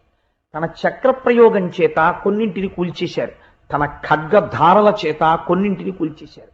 కూల్చి పాంచజన్యాన్ని చేతిలో పట్టుకుని ప్రళయకాలంలో మేఘం ఎలా ఉరుముతుందో అలా పాంచజన్యాన్ని పూరించారు. పూరించేసరికి మురాసురుడనబడేటటువంటి రాక్షసుడు నరకాసురుడికి అత్యంత ముఖ్యుడు. వాడు అక్కడ ఉన్నటువంటి జలదుర్గంలో నీటి లోపల పడుకుని నిద్రపోతున్నాడు. ఆ నిద్రపోతున్నవాడు పైకి లేచాడు. పోతన గారు అన్నారు, వాడు పెద్ద జడ వేసుకున్నట్టు. ఈ జడ వేసుకున్న వాళ్ళు మనకి ఇద్దరు కనపడతారు, కాలయవనుడు ఒకడు, మురాసురుడు ఒకడు. వాడికి ఉన్న గొప్పతనం ఏమిటో తెలుసా అండి, వాడు ప్రాగ్జ్యోతిషపురాన్ని మురాపాశములతో కట్టి ఉంచుతాడు. వాడు ఆ పాశములతో కట్టాడు. కృష్ణ పరమాత్మ తన చేతి ఖడ్గంతో ఆ పాశములను ఖండించారు. ఖండించి పాంచజన్యం పూరిస్తే మురాసురుడు పైకొచ్చాడు. వాడికి 5 తలకాయలు. 5 తలకాయలతో వాడు ఈ బ్రహ్మాండములో ఉన్నటువంటి పంచభూతములను మింగేసేలా ఉన్నాడు. అగ్నిహోత్రం పాకితే ఎలా ఉంటుందో, మీరు ఇలా పొడవుగా సన్నగాను ఏదైనా ఇంధనాన్ని పోసి వెలిగించారనుకోండి, అది వెలుగుతోందనుకోండి ఒక అగ్ని రూపంలో, అది ఎలా ఉంటుందో అలా ఉంటుంది వాడి జడ. అటువంటి జడతో వాడు నీటిలోంచి పైకి లేచాడు. లేచి కృష్ణుడి వంక చూశాడు. చూసి కృష్ణ నిలు అని కృష్ణుడితో యుద్ధానికి వచ్చాడు. వచ్చి యుద్ధం చేస్తున్నప్పుడు పరమాత్మ తన గదా ప్రహారంతో ఆ మురాసురుడి యొక్క శిరస్సుని బ్రద్దలు చేశారు. వాడు మరణించాడు. మురాసురుడు మరణించగానే వాడి కుమారులు 7 బయలుదేరి కృష్ణ పరమాత్మ మీదకి యుద్ధానికి వచ్చారు. ఆ 7 కూడా కృష్ణ పరమాత్మ నిర్జించారు. ఈ వార్త నరకాసురుడికి చేరి నేను బయలుదేరి యుద్ధానికి వస్తున్నానని నరకాసురుడు బయలుదేరి యుద్ధానికి వచ్చాడు. తీరా నరకాసురుడు యుద్ధానికి వచ్చేసరికి యుద్ధభూమి ఎలా ఉంటుంది? వచ్చినటువంటి వాడు సామాన్యుడు కాడు, నరకుడు. మీరు ఇక్కడే ఒక్క విషయం తెలుసుకోవాలి. నరకాసురుడు అనబడేటటువంటి రాక్షసుడు అసలు ఎవరి కొడుకు? వీడికి ఇంత బలం ఎక్కడి నుంచి వచ్చింది అంటే, పురాణంలో అయితే ఓ గమ్మత్తైన మాట అన్నారు. ఆయన ఎవరి కొడుకో అంటే తన తల్లి వాడికి తెలియలేదు అన్నారు. కానీ అసలు వాడు ఎవరి కొడుకో తెలుసా అండి? ఆదివరాహమూర్తికి భూదేవికి కలిపి జన్మించిన వాడు. ఆదివరాహమూర్తికి భూదేవికి జన్మించిన తరువాత ఆదివరాహమూర్తి అవతారంలో ఉండగా శ్రీమన్నారాయణుడు భూదేవికి కొన్ని వరాలు ఇచ్చాడు. ఎప్పుడైనా సరే వాడు నరకానికి వెళ్ళిపోవడానికి, నశించిపోతాడు అనడానికి తేలిక మార్గం ఏమిటో తెలుసా?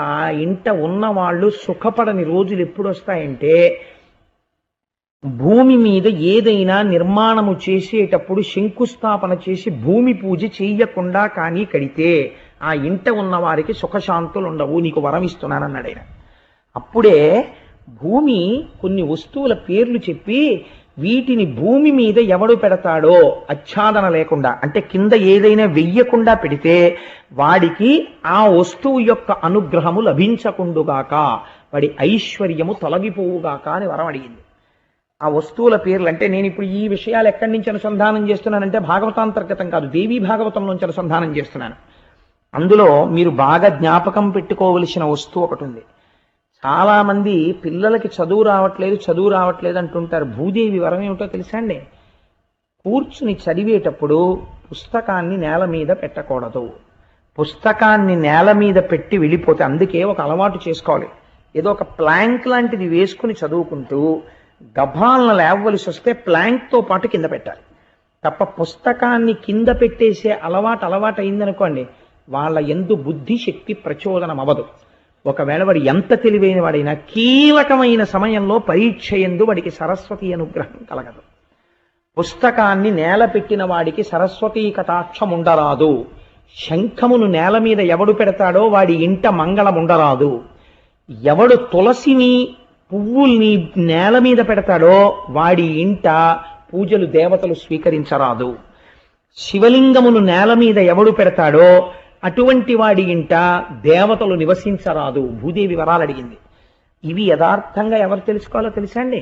గృహస్థాశ్రమంలో ఉన్న వాళ్ళందరూ ఇవి తెలుసుకోవాలి. తెలుసుకుని ఇంట్లో ఈ వస్తువుల విషయంలో చాలా జాగ్రత్తగా ఉండాలి. సరే, ఇప్పుడు నేను ఆ ఆఖ్యానంలోకి ప్రవేశించాను అనుకోండి, భాగవతం వదిలి దేవీ భాగవతంలోకి వెళ్ళిపోతాను. నేను స్పృశించానంతే.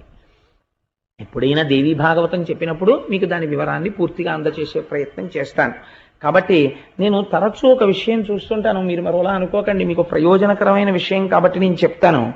నేను చాలా ఇళ్లలో ఎప్పుడైనా వెడితే పూజా మందిరం చూడండి అంటుంటారు. అంటే వెళ్ళి ఒక నమస్కారం చేసి వస్తాను, వాళ్ళ భక్తి గొప్పది. నేను ఎవరిని విమర్శ చేయట్లేదు, కానీ ఒక విషయం తెలుసుకోండి, నేను తరచూ ఇళ్లలో చూస్తుంటాను, ఒక మెట్లు లాంటివి ఒకటో రెండో కడతారు. కట్టి దాని మీద ఏమీ ఆచ్ఛాదన ఉండదు, కనీసం ఒక పేపర్ కూడా వెయ్యకుండా దాని మీద ఒక చెక్క కానీ ఒక మంటపం కానీ ఏమీ ఉండకుండా దాని మీద ఈశ్వరమూర్తుల్ని నిలబెడుతుంటారు. దానితో పాటు శంఖము మొదలైనవి కూడా పెట్టేస్తుంటారు. అలాగే యంత్రాలు ఎట్టి పరిస్థితులలోనూ భూమికి తగలడానికి వీల్లేదు. చాలా మంది ఇవాళ మార్కెట్లో సబ్బులు అమ్మినట్టు అమ్మేస్తున్నారు యంత్రాలు. ఎలా అమ్ముతున్నారో వాళ్ళకి తెలియాలి, కొనుక్కునే వాళ్ళకి తెలియాలి. యంత్రాన్ని అందరూ పట్టుకోలేరు, యంత్రాన్ని అందరూ హ్యాండిల్ చేయలేరు. యంత్ర పూజ ఎందుకండి? హాయిగా అంగుష్ట మాత్రమైన ఈశ్వరమూర్తిని పెట్టుకుని పూజ చేసుకునేదానికి దాన్ని ఆరాధన చెయ్యడం వస్తే చెయ్యాలి, లేనప్పుడు అటువంటి ప్రమాదకరమైన పనులు చేయకూడదు. వాటిని తీసుకొచ్చి నేల మీద పెడుతుంటారు. నేల మీద పెట్టి మీరు ఎంత పూజ చేసినా దానికి సరైన ఫలితాలు రావు. ఎందుచేత అంటే, ముందు మీరు వచ్చినటువంటి వాడికి విస్తరేసి గాండ్రించి విస్తట్లో ఉమ్మేసి ఎన్ని పదార్థాలైనా వడ్డించండి, తింటాడా వాడు? అసలు ముందు మర్యాదేది ఈశ్వరుని మంటపంలో. గృహస్థాశ్రమంలో ఉన్న వాళ్ళు ముందు అసలు పూజా మందిరం ఎలా ఉంచుకోవాలి తెలుసుకోవాలి. దేవీ భాగవతం లాంటివి చదువుకోవాలి. పెద్దలను అడగాలి, అయ్యా ఇలా పెట్టుకోవచ్చా అండి, ఇలా ఉంచుకోవచ్చా పూజా మందిరం అని అడగాలి. లేకపోతే మీ ఇంటి రక్షణ ఆ గదిలోంచి వస్తుంటుంది. ఆ గది పట్ల మీకు శ్రద్ధ లేకపోతే ఎక్కడి నుంచి వస్తుంది రక్షణ? రమ్మంటే ఇంట్లో పిల్లలకు అభివృద్ధి రమ్మంటే ఎక్కడి నుంచి వస్తుంది? రోజు పిల్లలతో పెద్దలకి జట్టి, లెమ్మంటే లేవదు, పడుకోమంటే పడుకోదు, చదువుకోమంటే చదువుకోడు, ఎక్కడికో పోతుంటాడు, పుస్తకాలు నేల మీద పెడుతుంటే ఎక్కడి నుంచి వస్తుంది రమ్మంటే శ్రద్ధ? అందుకే పూర్వం మా చిన్నతనంలో చదువుకోవడం అంటే ఎలా ఉండేదో తెలుసా అండి? చాపేసు కూర్చొని చదువుకోమనేవారు. నువ్వు కుర్చీలో కూర్చొని చదువుకోకూడదని కాదు, కుర్చీలో కూర్చొని చదువుకోవడం నువ్వు అలవాటు చేసేసుకుంటే రేపు పొద్దున్న నువ్వు యవ్వనం దాటి నడిమి వయస్సులోకి వెళ్ళిన తరువాత చాలాసేపు కూర్చోలేవు నేల మీద, ఆసన శుద్ధిపోతుంది. తర్వాత చక్కగా నేల మీద చాపేసుకుని చదువుకోవలసిన పుస్తకాలు తెచ్చి అక్కడ పెట్టుకుని ఒక్కొక్క పుస్తకం ఒక ప్లాంక్ వేసుకుని చదువుకుని ఈ పుస్తకం తీసి ఈ పుస్తకం పెట్టుకోవాలంటే ఈ పుస్తకం ఇక్కడ పెట్టుకున్నప్పుడు చాప ఉంటుంది, గౌరవింపబడుతుంటుంది పుస్తకం, సరస్వతీదేవి. దానివల్ల పిల్లవాడి బుద్ధి యందు వికాసం కలుగుతుంది. ఇవన్నీ భూదేవికి వరాహమూర్తి ఇచ్చినటువంటి వరాల చెట్ట అండి అది. అందుచేతనే అప్పటి నుంచి ఇప్పటికీ దాని పరిస్థితి అలాగే ఉంటుంది. సరే, కొన్ని ఏదో ప్రయోజనకరమైన విషయాన్ని అనుసంధానం చెయ్యాలి అని నాకు అనిపించి చేశాను, అంతకమించి ఇప్పుడు నేను దేవీ భాగవతంలోకి వెళ్ళాలని నేను అనుకోవట్లేదు. కాబట్టి ఆ ఆదివరాహమూర్తికి భూదేవికి జన్మించినటువంటి వాడి నరకాసుడు. వాడి జన్మ సామాన్యం కాదు. ఇప్పుడు ఎవరొచ్చారు వాడిని చంపడానికి? ఆయనే వచ్చాడు. ఇలా ఎందుకు జరిగింది? మళ్ళీ ఆ ప్రశ్న పక్కన పెట్టుకుని దాచుకోండి, ఆఖరణ చెప్తాను. కాబట్టి ఇప్పుడు నరకాసురుడే యుద్ధరంగంలోకి వస్తే వాడి వెనకాతల ఎంత బలగం ఉంటుందో అంత బలగం బయటికి వస్తుంది కదండి. సామాన్యమైన రాక్షసుడు కాడు నరకాసురుడు అంటే. ఆ రోజుల్లో అదితి కుండలములను వాడు తస్కరించాడంటే ఇంకంతకన్నా గొప్ప రాక్షసుడు ప్రపంచంలో ఎక్కడుంటాడు? అటువంటి వాడు వరుణుడి ఛత్రాన్ని ఎత్తుకుపోయాడు, ఓ పర్వతాన్ని ఎత్తుకుపోయాడు. అటువంటి వాడు ఎన్నింటిని పరిపాలించాడో తెలుసా అండి? 14 భువనములు గెలిచాడు వాడు నరకాసురుడు. ఇంకా రావణాసురుడు భూమండలం మీద తిరిగాడు వాడు, 14 భువనాలు నరకాసురుడు. అటువంటి వాడు, అటువంటి నరకాసురుడు యుద్ధానికి వస్తే వెనక ఎంత సైన్యం ఉంటుంది? ఇంత సైన్యాన్ని చూసిన సత్యభామ ఏమనాలి? అయ్య బాబోయ్, ఏమిటండి ఈ సైన్యం అసలు? మీరు కొంత సైన్యాన్ని తీసుకుని రావలసింది, టిక్కుటక్కులాడించుకుంటూ గరుత్మంతుడు నెక్కొచ్చేశారు అనాలి. ఆవిడ ఏమందో తెలుసా అండి? ఆశ్చర్యకరంగా దీని వెనక అతలో ఉన్న రహస్యాన్ని మీరు గుర్తుపెట్టుకోవాలి, మళ్ళీ పక్కన పెట్టుకోండి.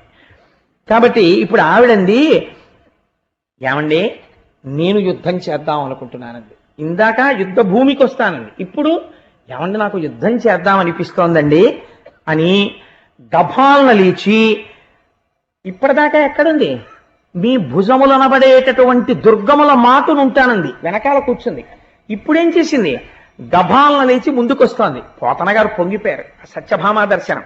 ఈ సత్యభామ చేస్తున్నటువంటి యుద్ధం పద్యాలు వింటే వచ్చే లాభం ఏమిటో మీకు ఆఖరణ చెప్తాను.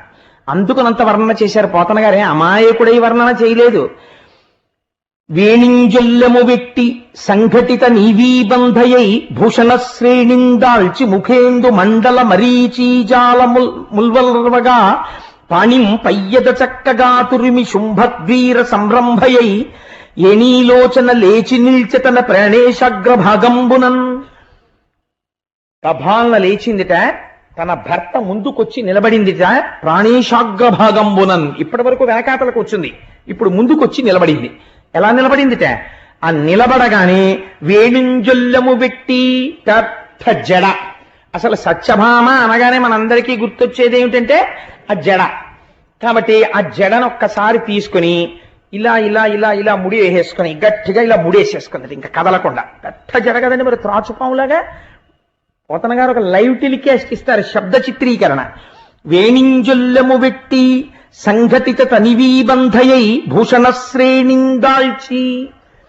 ఆ హారాలు అవి బోలెడని ఆభరణాలు ఉన్నాయి, అవి కదులుతున్నప్పుడు ముందుకి వెనక్కి వెడుతుంటాయి. అలవాటు లేని వాడు కొత్తగా ఉపనయనం చేసుకున్న వాడిని ఊరే కొంచెం పూజా మందిరంలో సామాన్ సర్దేరా అన్నారు అనుకోండి, వాడికి వచ్చే మొట్టమొదటి కష్టం ఏమిటో తెలుసా అండి? ఆ యజ్ఞోపవీతం వచ్చి ఆ చేతికి అడ్డుపడిపోతుంటుంది. వాడు అస్తమానం ఇలా అంటుంటాడు, మళ్ళీ అంటుంటాడు. యజ్ఞోపవీతం భుజం నుంచి బ్రాహ్మణుడికి జారిపోతే వాడిని దరిద్రం పట్టుకుంటుంది. భుజం దారిపోతే గాయత్రి చెప్పుకోవాలి. భుజం జారిపోకుండా దాన్ని పంచెలోకి పెట్టుకోవడం అలవాటు చేసుకోవాలి బ్రాహ్మణుడు. కాబట్టి ఎన్ని ధర్మ సూక్ష్మాలు పెట్టేశారండి పెద్దవాళ్ళు, జాగ్రత్తగా అలవాటు. అప్పుడు తండ్రి చూసి అంటాడు, రే అలా యజ్ఞోపవీతాన్ని వదిలిపెట్టి తిరగకూడదు అని దగ్గరికి తీసుకుని, నాన్న ఆ యజ్ఞోపవీతాన్ని పంచెలో ఇలా పెట్టుకోవాలి, పెట్టుకుంటే ఇప్పుడు అది కదవదు, ఇప్పుడు నువ్వు పని చేసుకుంటాడు. వాడికి అలవాటు అవుతుంది, ఓహో యజ్ఞోపవీతాన్ని అలా పెట్టుకోవాలన్నమాట అని తెలుసుకుంటాడు. అలా ఆనవాళ్ళు పెద్ద పెద్ద హారాలు అవి వేసుకున్నారనుకోండి, ఏ వంగినప్పుడో లేకపోతే బాణం ఇలా లాగినప్పుడు దానికి వెనకాలన్న పావురా ఈకలకో ఈ గొలుసులు పట్టుకుంటాయి. నేను పోతన గారు ఎంత లైవ్ టెలికాస్ట్ ఇచ్చారు చూడండి. ఆ రైల్వే కంపార్ట్మెంట్ లో విండో సీట్ పక్కన కూర్చోగానే నాకు ఇంతకన్నా మరి చెప్పడానికి ఉపమానం లేదు. వాళ్ళు గబగబా ఆ గొలుసులు అవి ఇలా పడేసుకుని ఇలా పమిటి కప్పేసుకున్నట్టు ఆవిడ కూడా గొలుసులు అవి బయటికి రాకుండా పైకి గభాలను వ్రేలాడకుండా అమరిక చేసేసుకుందిటే. అందుకని భూషణ శ్రేణిందాల్చి ముఖేందు మండల మరీచీజాల ముల్వర్వగా పాణిం పయ్యద చక్కగా తురిమి, ముఖం మంచి దేదీప్యమానం, ఎక్కడ భయం కనబట్టలేదు, దేదీప్యమానం అయిపోతుండగా ఈ పమిట పెద్ద పమిట వేలాడుతోంది. ఈ పమిట ఇలా తీసి ఇలా దోపేసుకుంది, ఎక్కడ వేలాడకుండాను. పయ్యద చక్కగా తురిమి శుంభద్వీర సంరంభయై ఏనీలోచన లేచి నిల్చతన ప్రాణేశాగ్రభాగంబునన్, ఆయన కన్నా ముందుకెళ్ళింది. వెళ్ళి నాథ ఆ ధనస్సులా ఇవ్వండి. కృష్ణుడు తెల్లబోయాడు. ఏమిటి నరకాసురుడు ఏమిటి, సైన్యం ఏమిటి, సత్యభావం ఏమిటి, ముందుకొచ్చేయడం ఏమిటి, ఈ ముడేసేసుకోవడం ఏమిటి, గొలుసులు సర్దేసుకోవడం ఏమిటి, పమిట సర్దేసుకోవడం ఏమిటి, ధనస్సు ఇమ్మంటుంది ఏమిటని ఆయన ఒక నవ్వు నవ్వాడు. ఆయనకి తెలియంది ఏముంటాయండి, మా రామయ్య అయితే బయటపడిపోతాడు, మా కృష్ణయ్య అటువంటి వాడే అనుకోండి. అందుకని ఆయన ఏం చేశాడంటే ఏమీ తెలియని వాళ్ళ నవ్వి, హరినాక్షికి హరి ఇచ్చెను సుర నికరోల్లాసనమును శూర కఠోరాసుర సైన్యత్రాసనమును బల గర్వ నిరాసనమును బాణాసనమును. రాక్షసుల యొక్క మస్తకములను ఖండించడానికి అనువైనటువంటి సమస్త శక్తులను క్రోడీకరించుకున్నటువంటి ఏ ధనస్సు స్వామి పట్టుకుంటారో, శార్ంగమనేటటువంటి ధనస్సుని, ఆ ధనస్సుని ఆ సత్యభామ చేతికి ఇచ్చారు. అసలు అంత ధనస్సు పట్టుకోవడమే, ఆ ధనస్సు చేత్తో పట్టుకొని ఆవిడ ఆ పైన ఉన్నటువంటి వింటి నారి ఉంటుంది, ఆ వింటి నారిని విప్పాలి. అసలు అక్కడే వీరత్వం బయటపడిపోతుంది. ఆ కొత్తగా యజ్ఞోపవీతం వేసుకోవడం అలవాటు ఉన్నవాడు ఉన్నాడు అనుకోండి, వాడికి కాగితం చుట్టినటువంటి యజ్ఞోపవీతంలోంచి విప్పుకోవలసి ఇలా ఇలా ఇలా ఇలా పెట్టుకుని దాన్ని కరెక్ట్గా పెట్టుకోవాల్సి వస్తే చిక్కులు వేసేస్తాడు. ముందు వేసేసి విసే ఇలా కొంచెం చిక్కిప్పంటాడు. అప్పుడు ఆడికి చిక్కిప్పడానికి 2 గంటలు పడుతుంది. అది యజ్ఞోపవీతాన్ని జాగ్రత్తగా విప్పుకోవడం అలవాటు ఉండాలి. టకటకటగా విప్పేసుకుంటున్నాడు అనుకోండి, ఆయన యజ్ఞోపవీత ధారణం బాగా అలవాటు ఉంది అని గుర్తు. లేకపోతే జీర్ణ యజ్ఞోపవీతం ఎంత ఉండిపోయినా వాడి కోసం శ్రావణ పౌర్ణమి వస్తేనే మారుస్తాడు, లేకపోతే మార్చడం. అలా ఆ ధనస్సుకు ఉండేటటువంటి తాడు విప్పేసి ఎడం చేత్తో పట్టుకుని ధనస్సుని దాన్ని వంగి కుడి చేత్తో కింద కట్టేస్తోంది. తెల్లబోయాడు కృష్ణ పరమాత్మ, తెల్లబోయారు రాక్షసులు. ఇదేమిట్రా కృష్ణుడు కూర్చున్నాడు, ఈవిడ కట్టేస్తోంది ధనస్సుకి తాడని. మనకి తెలియదు ఈ విషయం ఇప్పటిదాకా. ఏవో సత్యభామ, సత్రాజిత్తు, శమంతకమణి వాళ్ళందరూ విన్నారు కాబట్టి సత్యభామను చూడడం సరదాయే. కానీ ఇదేమిటి ఇలా కట్టేస్తోంది ఈవిడ తాడు గీడు అని అనుకున్నారు. ఆ విల్లంది బలంబునుంది తద గణ్యానంత తేజో విశేషావిర్భూత మహాప్రతాపమున వీరాలోక దుర్లోక్యమై తా వేగన్ సగుణంబు చేసతనువున్ తన్వంగి దైత్యాంగనాగ్రీవాసంగము నిర్గుణంబుగా రణ క్రీడా మహోత్కంఠతోన్. పోతన గారి పద్యాలంటే పద్యాలే, ఎంత గొప్ప పద్యం వాడతారో చూడండి. ఆయన సగుణంబు చేసే ధనువున్ దేని కొరకు అంటే గ్రీవాసంగము నిర్గుణంబుగా, దైత్యాంగనాగ్రీవాసంగము నిర్గుణంబు చేయుట కొరకు. ఆవిడ లేచి ధైర్యంగా తాడు విప్పి ఇలా కట్టేస్తుంటే పోతన గారు అంటారు, ఈవిడ కడుతున్నటువంటి తాడు కొన్ని లక్షల మంది రాక్షస స్త్రీల మెడలలో ఉన్నటువంటి పసుపు తాడు తీసేయడానికి కడుతున్న తాడు అన్నాడు. అంటే ఆవిడ ఎంత వీరకాంతో ఒక్కసారి చూపించారు. అటువంటి తల్లి ఆ విల్లంది బలంబు నొంది, అది పరమాత్మ యొక్క ఆ కరపీడనమునకు అలవాటు పడినటువంటి ధనస్సది. ఎప్పుడైతే నిరంతరము పరమాత్మ యొక్క చేతి సంస్పర్శకి నోచుకున్న ధనస్సు ఆయన గట్టిగా పట్టుకుంటారో, అటువంటి ధనస్సు పట్టుకోగానే ఆవిడిలో ఒక గొప్ప తేజస్సు కనపడింది. వెంటనే యుద్ధానికి బయలుదేరి ఆ ముందు నిలబడి ఒక్కొక్క బాణం తీసి అభిమంత్రిస్తోంది.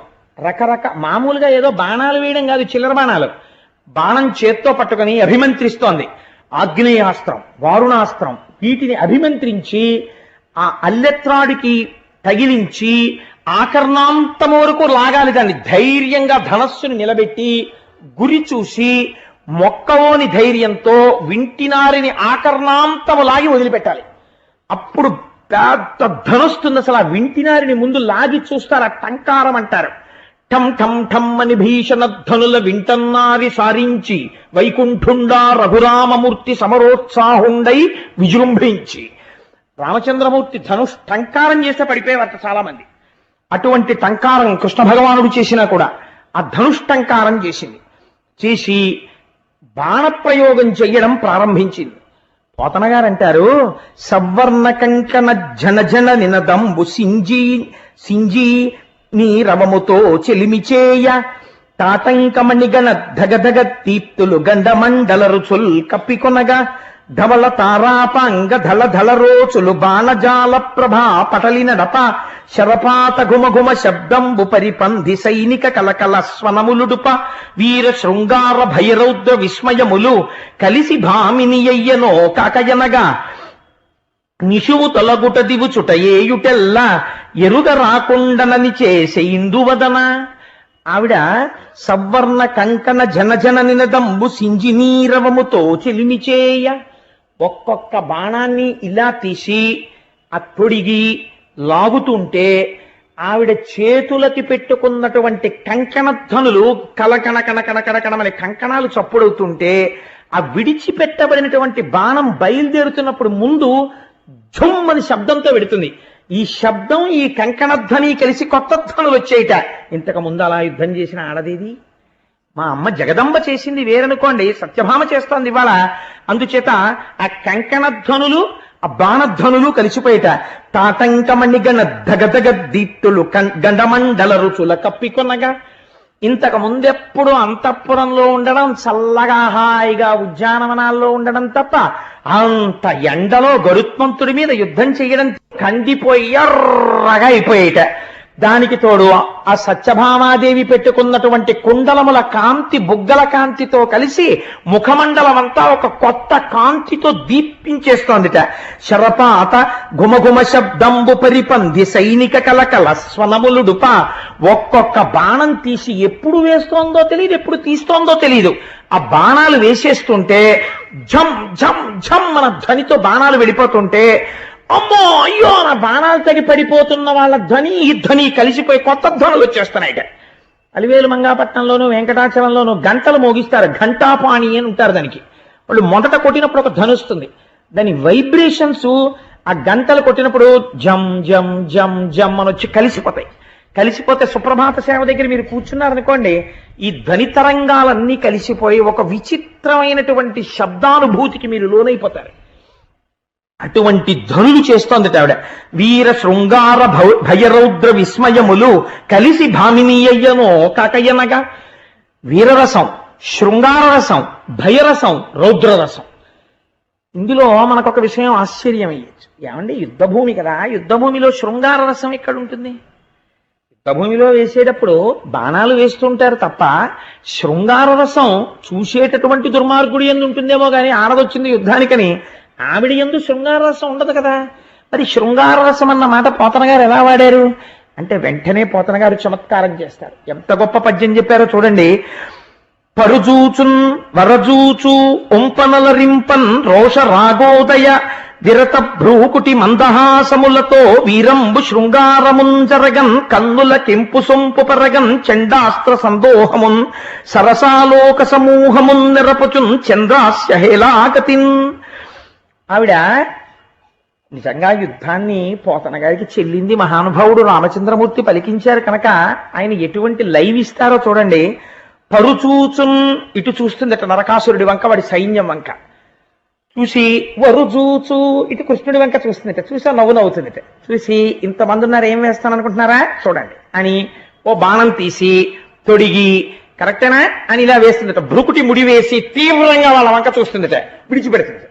ఆగ్నేయాస్త్రం వెళ్ళి అక్కడ పడిపోయి వాళ్ళు దహించుకుపోతుంటే అంటుంది. అంటే ఆయన అంటే అట్ట ఇప్పుడు ఏం చేస్తోంది?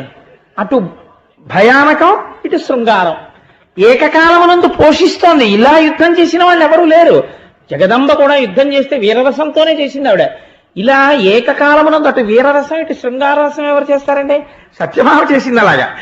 అందుకని పరుజూచున్ వరుజూచు ఒంపనలరింపన్ రోష రాగోదయా విరత భ్రూకుటి మందహాసములతో వీరంబు శృంగారముంజరగన్ కన్నుల కెంపు సొంపు పెరగన్ చండాస్త్ర సందోహమున్ సరసాలోక సమూహమున్ నెరపుచున్ చంద్రాస్య హేలాగతిన్. అస్త్రశస్త్రములను విడిచిపెట్టేస్తుంటే ఎదురుగుండా ఉన్నవాళ్ళు భయపడిపోయి బాబోయ్ ఏమిటా మొహం అంత కోపం అన్నట్టుండేది. ఇలా కృష్ణుడి వంక చూసినప్పుడు అన్నప్పుడు చంద్రబింబంలా ఉండేది. అమ్మో మా ఆవిడికి ఇన్ని విద్యలొచ్చా అని పొంగిపోయేవట. అలా కృష్ణుడి వంక చూసేదిట. ఏకకాలమునందు రెండు రసములను పోషిస్తూ యుద్ధం చేస్తోంది. ఎందుకు సత్యభామ యుద్ధం అన్నారో, అసలు సత్యభామ యుద్ధం అంటే ఏమిటో చూతురు కానీ ఆఖరణ ఓహో ఇదా తల్లి గొప్పతనం అంటే అని ఆశ్చర్యపోతారు ఆ పేరుకి. అలినీలాలక చూడనొప్పెసగే భృత్యాలీఢ పాదాంబుతో అలిక స్వేద వికీర్ణ కాలకలతో ఆకర్ణ కానీత సల్లలిత జ్ఞానక పుంఖదీధితులతో లక్ష్యావలోకంబుతో వలయాకార ధనుర్విముక్త విశిక వ్రాతాహతారాతి. అలా బాణాలు వెయ్యగా వెయ్యగా వెయ్యగా వెయ్యగా ఆవిడకి వేసుకున్నటువంటి ఆ కేశపాశ కబరీబంధములోంచి కొన్ని వెంట్రుకలు లేచి నల్లటి తుమ్మెదలు ముఖం మీదకొచ్చాయా అన్నట్టుగా నుదురి మీద పడ్డాయిట. కొద్దిగా నుదుటి మీద చెమట పట్టిందిట. ఆ చెమట మీద ఇలా వెంట్రుకలు అంటుకున్నాయిట. ఇంకా రాను రాను రాను రాను పగతులతో యుద్ధం పెరిగిపోతోంది. వాళ్ళు కూడా ఆడదని ఉపేక్షిస్తే వీళ్ళేది చంపేస్తోందని వాళ్ళు కూడా పెద్ద పెద్ద యోధులందరూ ముందుకొచ్చారు. ఇప్పుడు చాలా గురి చూసి కొట్టాలి వాళ్ళ గుండెల మీద. గురి చూసి కొట్టడంలో ఆవిడ కూడా యుద్ధంలో ఎంత వ్యగ్రతని ఎంత తీవ్రతని పొందిందో పోతన గారు చెప్తారు చూడండి. వికీర్ణ కాలకలతో ఆకర్ణ కానీత సల్లలిత జ్ఞానక పుంకదీధితులతో లక్ష్యావలోకంబుతో ఒక్కొక్క బాణం తీసి ఎన్ని కాంతులు ఏకకాలమనందొచ్చాయో పోతన గారు దర్శనమిస్తున్నారు. ఒకటి ఎడమకాలు ముందు పెడుతోందిట, కుడికాలు వెనక్కి పెడుతోందిట, కుడికాలు కొద్దిగా ఉంచుతోందిట. ఎందుకు? ఇప్పుడు గురి చూసి కొట్టాలి యోధుల మీదకి. పెద్ద పెద్ద వాళ్ళందరూ వచ్చారు. అందుకని ఆ గురి చూసి ఎడంకాలు ముందు పెట్టి కుడికాలు వెనక్కి పెట్టి ఆ పాదం ఇలా కొంచెం పైకెత్తి ఉంచుతుంటే ఆ ఎర్రటి పాదంలోంచి వస్తున్న కాంతుల వంక కృష్ణుడు కూర్చుని విస్మయంగా చూస్తున్నట్ట. ఏమిటి మా ఆవిడే ఇన్ని భంగిమలు? ఏదో నాట్యం అనుకున్నానమ్మా బాబోయ్. ఏమిటి ఇలా కాలు వంచి ఓ కాలు ముందుకేసి ఇలా లాగుతుంటే లక్ష్యాలోక విలీనము, ఆ లక్ష్యం వంక తీవ్రమైన దృష్టితో చూడడంలో కన్నుల వెంట కాంతి. అప్పటి వరకు బాణాలు వేసి వేసి అలవాటు లేని తల్లేమో ఒక్కొక్క బాణం తీసి పట్టుకుని వింటినారి లాగుతుంటే అదంతా ఒరుసుకుని ఎర్రటి కాంతి వేళ్లల్లోంచి, బుగ్గల్లోంచి ఎర్రటి కాంతి, కన్నుల్లోంచి కాంతి, శరీరంలోంచి కాంతి, ఇన్ని కాంతులు ఒక కాంతిగా మారిపోయేటట్టుగా బాణ పరంపరలోంచి వస్తున్న కాంతి, ఇన్ని కాంతులతో కలిపి యుద్ధం చేస్తోందిట. చూసిన వాళ్ళు అనుకుంటున్నారు ముందా మిగిలిన వాళ్ళ మాట అలా ఉంచండి. కృష్ణుడు పక్కన కూర్చున్నవాడు తెల్లబోయి ముక్కున వేలేసుకుని, అమ్మ సత్యభామ నాకు తెలియదు ఇలా కూడా యుద్ధాలు చేస్తావు నువ్వని, ఏమో అనుకున్నాను. ఎంత చమత్కారం చూపించావు అంతఃపురంలో. బొమ్మ పిండ్లిండ్లకు పోనొల్లనను బాలరణ రంగమునకెట్లు రదలంచే మగవారి కనినత మరుగు చేరెడి ఇంటి పగవారి గెల్వనే పగిది జాలే పసిడి ఉయ్యల లెక్క భయమందు భీరువు కగపతి స్కంధమే కడిది నెక్కే సకుల కోలాహల స్వనములోర్వని కన్య పటహ భాంకృతుల నిర్భంగినొచ్చే నీలకంఠములకు రుచంబు నేర్పుచూ అలసి తొలగిబోవు అలరుబోడి ఏ విధమున నుండి ఎలమి నాలీఢాది మానములను రిపుల మానమడప. తెల్లబోతున్నాడు కృష్ణ పరమాత్మ దేనికిట? బొమ్మ పెండ్లిండ్లకు పోనొల్లనను బాలరణరంగమునకెట్లు రదలంచే. సత్యభామ సత్యభామ రుక్మిణీదేవి బొమ్మల పెళ్లిళ్ళు చేస్తోంది, వెళ్ళు అంతఃపురంలో బొమ్మల పెళ్లిళ్ళు అవుతున్నాయంటే, అమ్మ బాబోయ్ మళ్ళీ పల్లకీలో ఇక్కడి నుంచి అంత దూరం బొమ్మల పెళ్లిళ్ళకి వెళ్ళడమా, నేను వెళ్ళలేను బాబోయ్ నాకు ఓపిక లేదని చెప్పి ఈ అంతఃపురం నుంచి ఆ అంతఃపురానికి పల్లకీలో వెళ్ళడానికి అమ్మో అంత దూరమే అని అంత సుకుమార ఇవాళ యుద్ధ భూమికి వచ్చిందా? మగవారి ఎవరైనా కనపడేటప్పటికీ ఒక పక్కకి వెళ్ళిపోయి మగవారి కంట పడడానికి సిగ్గుపడిపోయేటటువంటి అతివ ఇవాళ ఇంతమంది ముందు పమిట తీసి చీరలో దోపుకుని యుద్ధం చేస్తోందా? పసిడి ఉయ్యల లెక్క భయమందు భీరువు కగపతి స్కంధమే కడిది నెక్కే. బంగారు ఉయ్యాల ఎక్కి ఊగు సత్య అంటే అమ్మ బాబాయ్ ఉయ్యాల ఎక్కడమే పడిపోతే అనేటటువంటి సత్యభామ ఇవాళ గరుత్మంతుడి మూపురం మీద కూర్చుందా. కూర్చున్నప్పుడు ఆయన ఏం అలా కూర్చోడు. యుద్ధం చేసేటప్పుడు గరుత్మంతుడు ఆతట పక్షమారు తరజ కంపిత ఘూర్ణితాచల వ్రాత మహర్ణ ఉండు భయంకరంగా రెక్కల్ని అల్లారుస్తూ తన ముక్కు పోట్లతో ఎదుటి సైన్యంలో ఉన్నటువంటి ఆ ఏనుగుల్ని పొడుస్తూ తన కాలి గోళ్లతో కొడుతూ కిందకి పైకి ఇలా ఏటవాలుగా తిరుగుతుంటాడు ఆయన. తిరుగుతున్నప్పుడు జాగ్రత్తగా కూర్చోవాలి ఆ పక్షి మీద. దాని మీద కూర్చున్నప్పుడు అలా అల్లిదిల్లిగా కూర్చున్నారు అనుకోండి, ఓ రకం నుంచి కింద జారిపోతే లేని పని కూడా అంత జాగ్రత్తగా కూర్చోవాలి ఆ గరుత్మంతుడి మీద. అలా కూర్చోడానికి ఉయ్యాల ఎక్కడానికి భయపడిపోయింది వాళ్ళ గరుత్మంతుడి మీదకి ఎక్కిందా. సకుల కోలాహల స్వనములోర్వని కన్య పతహ భంకృతులకి భంగినోచ్చే. ఎవరైనా ఉత్సాహపరచడం కోసమని ఆ సైన్యంలో ఉన్న వాళ్ళు ఏం చేస్తారంటే పెద్ద పెద్ద పట్టహాలు తీసుకొస్తారు. తీసుకొచ్చి పెద్ద పెద్ద చప్పుళ్ళు చేస్తుంటారు. అలా పెద్ద పెద్ద చప్పుళ్ళు వినపడేటటువంటి సైన్యము యొక్క ధనులను విని యుద్ధం చేస్తోంది. అంతఃపురంలో ఎవరైనా నలుగురు చెలికెత్తెలు కొంచెం గట్టిగా మాట్లాడుకుంటే, అబ్బా అంత గట్టిగా మాట్లాడకండి, నేను తట్టుకోలేను, తలకాయ నొప్పి వచ్చేస్తుందని. అలాంటిది యుద్ధ భూమిలో ఇంతంత పట్టహాల యొక్క ధ్వని వింటోందా. నీలకంఠములకు నృత్యంబు నేర్పుచు అలసి తొలగిపోవు అలరుబోడి. ఆ నీలకంఠాలంటే నెమళ్ళు. నెమళ్ళకి నాట్యం నేర్పుతూ వాళ్ళకి క్లాస్ చాలండి, ఇంక కలిసిపోయారు, మీకు నాట్యం నేర్పి అని చెప్పి ఓ అరగంట క్లాస్ చెప్పి మిగిలిన క్లాస్ క్యాన్సిల్ చేసేయడానికి అలవాటు పడిపోయిన సత్యభామ ఇవాళ రకరకాల విన్యాసాల. ఇటువైపు ఎవరినో చూసి గభాలన ఇటు తిరిగి ఎడంకాలు ముందు పెట్టి కుడికాలు వంచి యుద్ధం, ఇటు తిరిగి యుద్ధం, మండలాకారంగా ధనస్సుని వంచి ఒక్కొక్కసారి ఇలా ధనస్సు పట్టుకుని ఇలా బాణాలు వేయడం. ఏమిటిది, ఎప్పుడు నేర్చుకుంది అసలు, ఎప్పుడు ఎలా చేస్తోంది యుద్ధం, ఏమిటి వీర శృంగార భయ రౌద్ర విస్మయములు, ఇన్ని రసాలు ఏకకాలమునందు పోషించేస్తోందని చెప్పి కృష్ణ పరమాత్మంతటి వారు తెల్లబోయారట. తెల్లబోయి ఆయన అంటారు, వీణ చక్కగా పట్ట వెరవిరుంగని కొమ్మ బాణానలం బెట్లు పట్ట నేర్చే మ్రాకును త్రీగె కూర్పంగ నెరనిలేమ గుణమునే క్రియధను కోటి కూర్చే సరసముచ్చము గృవజాల నియబల ఏ నిపుణత సంధించ నిశిత చరము చిలుకకు పద్యంబు చెప్పనేరని తన్వి అస్త్రమంత్రంబులెన్నడభ్యసించే పలుకుమనిన పెక్కు పలుకని మగుదు ఏగతిను నొచ్చ సింహ గర్జనములు అనగముర శత్రి త్రిజగదభిరామ గుణధామ చారు సత్యభామ. కృష్ణ పరమాత్మంతటి వారు ఎంత గొప్ప మాటలు వాడారో చూడండి. వీణ చక్కగా పట్ట వెరవెరుంగని కొమ్మ బాణాననం బెట్లు పట్ట నేర్చే. వీణ వాయించు సత్య, ఇవాళ నేను చాలా అలిసిపోయాను, ఒక్కసారి నువ్వు వీణ వాయిస్తే సంతోషంగా ఉంటుందంటే ఆ వీణ సరిగ్గా పట్టుకోవడం రాక అటు పెట్టుకుని ఇటు పెట్టుకుని, అసలు వీణ నేర్చుకునేటటువంటి వాడికి వీణ పట్టుకోవడం రావాలి ముందు కదండి. ఆ చేతిని కింద నుంచి తీసి ఆ మెట్ల మీద జాగ్రత్తగా పెట్టి ఆ కుడి చేతి వేలు ఒకదాంతోటే తీగని వాయిస్తూ ఈ మెట్ల మీద ఎడం చెయ్యి కలపగలగాలి. లేకపోతే ఈ చెయ్యి కూడా మీటడమే చేసాయనుకోండి, ఇంకా వీణానాదం ఉండదు, అందులో ఏదో భయంకర ధ్వనులు వస్తాయి. అందుకని దాన్ని పట్టుకోవడం అనేటటువంటిది ముందు చాలా అందమైన విషయం. నేను విశాఖపట్నంలో ఉన్నప్పుడు ఒక ఆయన్ని నాకు స్కూటర్ నేర్పండి అని అడిగాను. అడిగితే ఆయన అన్నాడు, రేపు పొద్దున్న 9ంటికి మా ఇంటికి రండి కోటేశ్వరరావు, మీకు స్కూటర్ నేర్పుతానన్నాడు. అంటే నేను ఆయన ఇంటికి వెళ్ళాను. ఇంకేముంది ఇవాళ చక్కగా అలా స్కూటర్ ఎక్కి వెళ్ళిపోవడమే నేను అనుకున్నాను. అంటే ఆయన అన్నాడు, స్టాండ్ తీయండి ముందు అన్నాడు. స్టాండ్ తీసి పడిపోయింది స్కూటర్. అంటే ఆయన అన్నాడు, అలా కాదు, స్టాండ్ తీసేటప్పుడు ఇలా పట్టుకోవాలి, ఇలా లాగాలి అని చెప్పాడు. స్టాండ్ వేయండి అన్నాడు. ఓసారి పడిపోయిందిగా, బుద్ధి వచ్చింది. ఎలా వేయాలో దాన్ని ఈడిచేశాను వెనక్కి. ఈడిచేస్తే అలా కాదు, కుడికాలతో స్టాండ్ని భూమి మీదకి నొక్కి బండిని తేల్చాలి అని ఓ 4 మాటలు స్టాండ్ తీయండి, స్టాండ్ వేయండి చెప్పి రేపు రండి అన్నాడు. నీ అసాధ్యం కూడా నేర్పలేదా అంటే నేర్పాడా అంటే నా కోరిక తీరలేదు. నేనేదో ఇలా కిక్కు కొట్టి అలా వెళ్ళిపోవడమే అనుకున్నాను. ఇదేంటి స్టాండ్ స్టాండ్ అయ్యి నేర్పు వదిలేశాడు అని అనుకున్నాను. కానీ అలా నేర్పాడు కాబట్టి జాగ్రత్తగా వచ్చిందేమో, అది వేరు మాట అనుకోండి. కాబట్టి కృష్ణ పరమాత్మ అంటారు, వీణ చక్కగా పట్ట వెరుంగని కొమ్మ బాణాననం బెట్లు పట్ట నేర్చే. వీణ పట్టుకో అంటే వీణ పట్టుకోవడం సరిగ్గా రానటువంటి సత్యభామ ఇవాళ ఈ బాణ పరంపర ఎలా పట్టుకోగలుగుతోంది?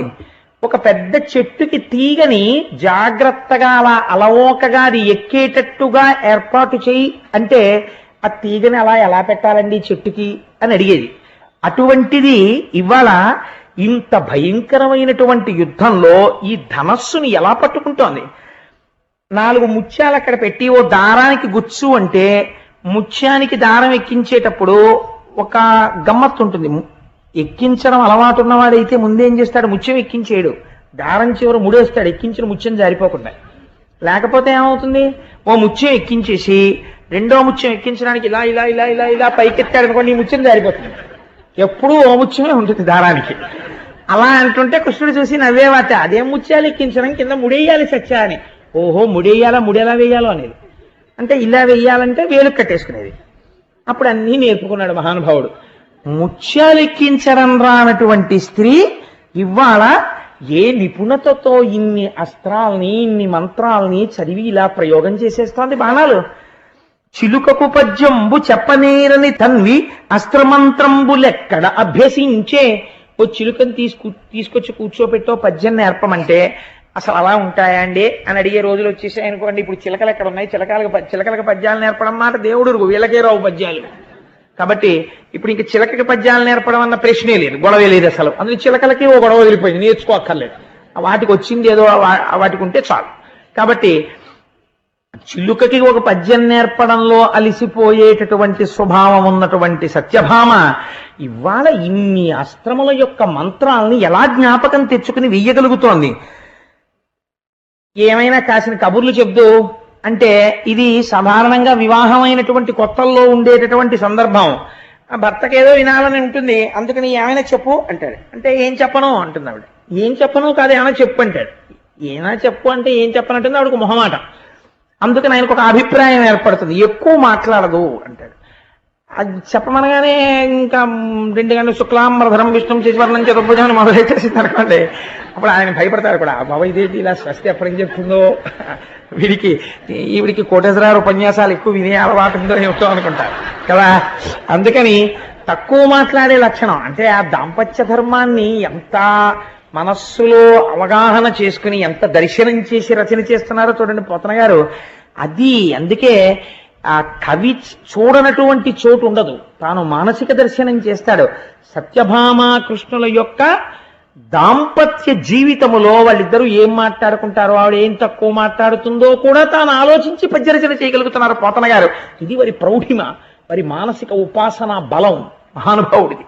కాబట్టి అలా మాట్లాడమంటే ఎక్కువ మాట్లాడనటువంటి పిల్ల ఇవాళ ఏం చేస్తోంది, మామూలుగా యుద్ధం చేయరు, నిశ్శబ్దంగా మాట్లాడకుండా యుద్ధం చేయరు. యుద్ధం చేసేటప్పుడు వాడేదో అరుస్తాడు, ఆడు అనో పెద్ద కేకేస్తారు, సింహగర్జనలు చేస్తుంటారు. ఇంతంత సింహగర్జనలా, ఇంతంత అరుపుల నోర్మోయ్ అని అరుపేసి ఓ అరుపరిచి ఓ బాణం వేస్తుంటుంది. ఏమిటి అరుపులు ఏమిటి, కేకలు ఏమిటి, సింహగర్జనలు ఏమిటి, ఏమిటి సత్యభామే అని హడిలిపోతున్నాడు ఆయన చూసినటువంటి వాడు. అనగమిర్ర శక్తి జగదభిరామ గుణధామ చారు సత్యభామ సత్యభామ. ఈ విధంగా 3 లోకములలో ఉన్న వాళ్ళు కూడా తెల్లబోయేటటువంటి రీతిలో అందరూ ఆశ్చర్యపోయి చూసేటట్టుగా సత్యభామ యుద్ధం చేస్తోంది. జ్యావల్లీధని గర్జనంబుగా సురల్ సారంగా యుధంబున ఆ వల్లింద్ర శరాసనంబుగా సరోజక్షుండు మేఘంబుగా తా విద్యుల్లత భంగి నింతి సురజిద్దావాగ్ని మగ్నంబుగా బ్రావృత్కాలము చేసే పానచయ మంభశ్రీ కరశ్రేణిగాన్. పోతన గారి ఊహలే వేరుగా ఉంటాయి. ఆవిడ చేసేటటువంటి యుద్ధంలో కృష్ణ పరమాత్మయే మేఘం, ఆవిడే ఆ మేఘం మధ్యలో ఉన్నటువంటి మెరుపుతీగ. ఎందుకంటే వాళ్ళిద్దరూ కూర్చుని ఉన్నారు కాబట్టి. ఆవిడ చేతిలో పట్టుకున్నటువంటి ధనస్సే ఇంద్రధనస్సు, ఆవిడ చేతిలోంచి వస్తున్నటువంటి బాణ పరంపరలే వర్షధారలు. ఈ వర్షధారల కోసమే చూస్తున్న చాతక పక్షులు దేవతలు. ఈ వర్షధారలలో తడిసిపోతున్నటువంటి దావాగ్ని వంటి వారు రాక్షస సైన్యం. కాబట్టి అగ్నిహోత్రాన్ని చల్లారుస్తోంది, దేవతల యొక్క కోరికే తీరుస్తోంది. అంటే ఎన్ని లక్షల మంది సైన్యాన్ని తెగటార్చిందో ఆ తల్లి, ఇంతమందిని చంపుతోంది. చంపుతుంటే ఏడుస్తున్న వాళ్ళు చాలా మంది ఉన్నారు, ఉల్లాసపడుతున్నవాడు ఒక్కడున్నాడు. ఎవరు? కృష్ణ పరమాత్మ. ఆశ్చర్యపోతున్నాడు ఆయన. రాకేందు బింబమై రవిబింబమై యొప్పు నీరజాతేక్షణ నిమ్మొగంబు కందర్పకేతువై ఘనధూమకేతువై అలరుపు బోడిచే లాంచలంబు భావజు పరిధియై ప్రళయార్కు పరిధియై మెరయునా కృష్ణయై మెలత చాప అమృత ప్రవాహమై అనల సందోహమై తనరారు ఇంతి సందర్శనంబు హర్షదాయి అయి మహాదోషదాయి అయి పరచు ముద్దరాలి బాణవృష్టి హరికి నరికి జోడ అందంద శృంగార వీరరసములోలి విస్తరిల్ల. ఎంత గొప్ప సీసపద్య రచన చేశారంటే నిజంగా పోతనామాచ్యుల వారు రాకేందు బింబమై పూర్ణమైనటువంటి చంద్రుడు పౌర్ణమి నాడు ఎలా ఉంటాడో ఆ చంద్రబింబాన్ని చూస్తున్నప్పుడు మనస్సు అంత ఉల్లాసంగా ఉంటుంది. పై ఎంత బాగున్నాడు రా చంద్రుడు అంటారు. పౌర్ణమి నాటి చంద్రుణ్ణి చూసి ఏమిటండి బాబా చంద్రుడు అలా ఉన్నాడన్నవాడిని నేను ఇప్పటిదాకా పుట్టి బుద్ధుడికి తెలియదు. ఆ చంద్రబింబాన్ని చూడగానే ఎవడైనా ప్రసన్నత పొందుతాడు. అబ్బాయి ఎంత బాగున్నాడో చంద్రుడు అంటాడు. అలా కృష్ణ పరమాత్మకి పూర్ణ చంద్రబింబంలా కనపడుతోందిట. రాక్షసులకి మధ్యందిన మార్తాండ బింబంలా కనపడుతోందిట ఆవిడ ముఖం. కందర్పకేతువై ఘనధూమకేతువై అలరుపు బోడిచే లాంచలంబు. ఆ యుద్ధం చేసేటప్పుడు వంగి ఆ బాణపరంపర వేస్తుంటే ఆ దోపుకున్నటువంటి పవిట ఆ చీరలోంచి బయటికి వచ్చి ఎగిరింది. ఇలాగా ఎగిరితే ఆవిడ ఒక్కసారి మళ్ళీ తీసి ఇలా చుట్టుకుంది, ఇలా దోపుకుంది. ఆ ఎగిరినటువంటి పవిట రాక్షసులకేమో ఏదో తోక చుక్క కనపడినట్టుగా కనపడింది. వాళ్ళ పాలిట దుష్యకులం కింద. కృష్ణ భగవానుడికి మాత్రం అలా చూసేటప్పటికీ కందర్పకేతువై మన్మధుడి జెండాలా కనపడింది. భావజు పరిధి అయి ప్రళయార్కు పరిధి అయి మెరయునాకృష్టయై మెలత చాప. ఆ తల్లి యుద్ధం చేస్తున్నప్పుడు ఆవిడ ముఖమండలమునందుండేటటువంటి దీప్తి, ఆ కాంతి, గుండ్రమైన కాంతి చూసేటటువంటి రాక్షసులకేమో ప్రళయకాలంలో ఉదయించినటువంటి సూర్యబింబం చుట్టూ ఏర్పడినటువంటి పరివేశంలా కనపడుతోందిట. పక్కనే కూర్చున్నటువంటి కృష్ణ భగవానుడికేమో మన్మధుడు ఏర్పరిచినటువంటి వలయంలా కనపడుతోందిట. అమృత ప్రవాహమై కృష్ణుడికేమో అమృత ప్రవాహంలా కనపడుతోందిట ఆవిడ. అనల సంతోహమై అగ్నిపుంజంలా రాక్షసులకు కనపడుతోందిట. తనరారు ఇంటి సందర్శనంబు హర్షదాయి అయి మహారోషదాయి అయి పరచు ముద్దరాలి బాణవృష్టి. ఒకరికేమో సంతోషాన్ని కల్పిస్తోంది, వాళ్ళందరికీనేమో దుఃఖాన్ని కల్పిస్తోంది. ఇలా అరికి చూడ హరికి సంతోషాన్ని కల్పిస్తోంది, శత్రువులకి బాధ కల్పిస్తోంది. ఇటువంటి భయంకరమైనటువంటి యుద్ధం చేసి చెమట పట్టేసి ముంగురులన్నీ నుదుటు కంటికి పోయినటువంటి సత్యభామ వంక చూసి అప్పటికే అందరూ నిహతులైపోయారు. నరకాసురుడు మాత్రం ఇంకా ప్రాణాలతో నిలబడి ఉన్నాడు. కృష్ణుడి చూసి, సత్య, నీ యుద్ధానికి నేను ఎంతో పొంగిపోయాను. ఇంటికి వెళ్ళిన తరువాత నీకు ఎన్ని ఆభరణములు కావాలో కోరుకో, అన్ని ఆభరణములను నీకు బహుమానం చేస్తాను. ఇంకా ధనస్సు ఇచ్చే, అలిసిపోయావు, నువ్వు ఇంకా అలిసిపోతుంటే నేను చూడలేకపోతున్నాను అని ఆ ధనస్సు పుచ్చుకున్నాడు. పుచ్చుకుంటే నరకాసురుడు అన్నాడు, చేతకాని వాడివై భార్య యుద్ధం చేస్తూ ఉంటే నువ్వు పక్కన కూర్చున్నావు, మా రాక్షస వీరులు ఎందుకు వెయ్యలేదో తెలుసా అస్త్రాలు శస్త్రాలను, ఆడదాని మీద యుద్ధం ఏమిట్రా అని ఊరుకున్నారు. పౌరుషం ఉన్నవాడివైతే ఇప్పుడు రా యుద్ధానికి అన్నాడు. ఆరిపోయే దీపానికి వెలుతురు ఎక్కువ, చచ్చిపోయేటటువంటి వాడికి అరుపులు ఎక్కువ. కాబట్టి ఈ మాట అన్న తర్వాత కృష్ణ పరమాత్మ నిన్ను నిర్జించడానికే కదా నేనొచ్చింది అని ఆ చేతిలో ఉండేటటువంటి సుదర్శన చక్రాన్ని ప్రయోగించారు. ప్రయోగించగానే సుదర్శన చక్రధారల చేత త్రుంపబడినటువంటి నరకాసురుడి యొక్క శిరస్సు కుండలములు ప్రకాశిస్తుండగా డుళ్ళి నేల మీద పడిపోతే ఇక్కడ పోతన గారు మొత్తం నరకాసుర వధకి సంబంధించినటువంటి ఒక గొప్ప రహస్యాన్ని తీసుకొచ్చి ఒక పద్యంలో పెట్టేశారు. ఇల్లాలింగిటి అయిన కాలమున మున్నేనంచు ఘోషింతువో తల్లి, నిన్ను తలంచి అయిన ఇచటన్ నన్ను కృపంకావకే చల్లంబోతల త్రించనంచు నిలనాక్షేపించు చందంబునన్ త్రెళ్ళెన్ చప్పుడు కాక భూమి సుతుడు దీప్తాహమక్షోణిపై. ఆ తల తెగిపోయి కింద పడిపోతున్నప్పుడు భూమికి తగిలేటప్పుడు అమ్మని పరిహాసం ఆడినట్టుందిట. అమ్మా, కిటియై ఆదివరాహమూర్తిగా ఉన్నప్పుడు నిన్ను భార్యగా స్వీకరించాడుగా భూదేవిని, నిన్ను భార్యగా స్వీకరిస్తే కదా నేను కొడుకుగా పుట్టాను. నా భార్య చూస్తోంది, తల్లి కళ్ళ ముందు కొడుకుని చంపేయడమా అని కూడా చూడకుండా ఆదివరాహావతారంలో ఆయన భార్యని అని చెప్తుంటావుగా, మరి నీ కళ్ళ ముందు నీ కొడుకుని చంపేస్తుంటే ఇప్పుడు ఏమనగలిగావు అని తల్లిని దెప్పి పొడిచాడా అన్నట్టుగా తల భూమి మీద పడిపోయింది. ఎంత చమత్కారమైనటువంటి పద్యమో చూడండి. రాక్షస సంహారం జరిగినప్పుడు ఇటువంటి పద్యం అరుదుగా రాస్తారు. ఇలా ఎందుకు జరిగింది అంటే, ఇప్పుడు మీరు దీన్ని ఒక్కసారి ఒక్కొక్కచో అయితే ఒక మాట చెప్తుంటారు, సత్యభామయే నిర్జించినది నరకాసురుణ్ణి. సత్యభామయే నిర్జించిన నరకాసుర సైన్యాన్నంతటినీ నామమాత్రావశిష్టం చేసేశాక కృష్ణుడు నిర్జించిన ఒకటే. ఇప్పుడు మీరు ఒక్క విషయాన్ని జాగ్రత్తగా సమన్వయం చేసుకుంటే, నేను ముందు మిమ్మల్ని అడిగినటువంటి ప్రశ్నలన్నింటికీ జవాబు దొరుకుతుంది నరకాసుర వధలో.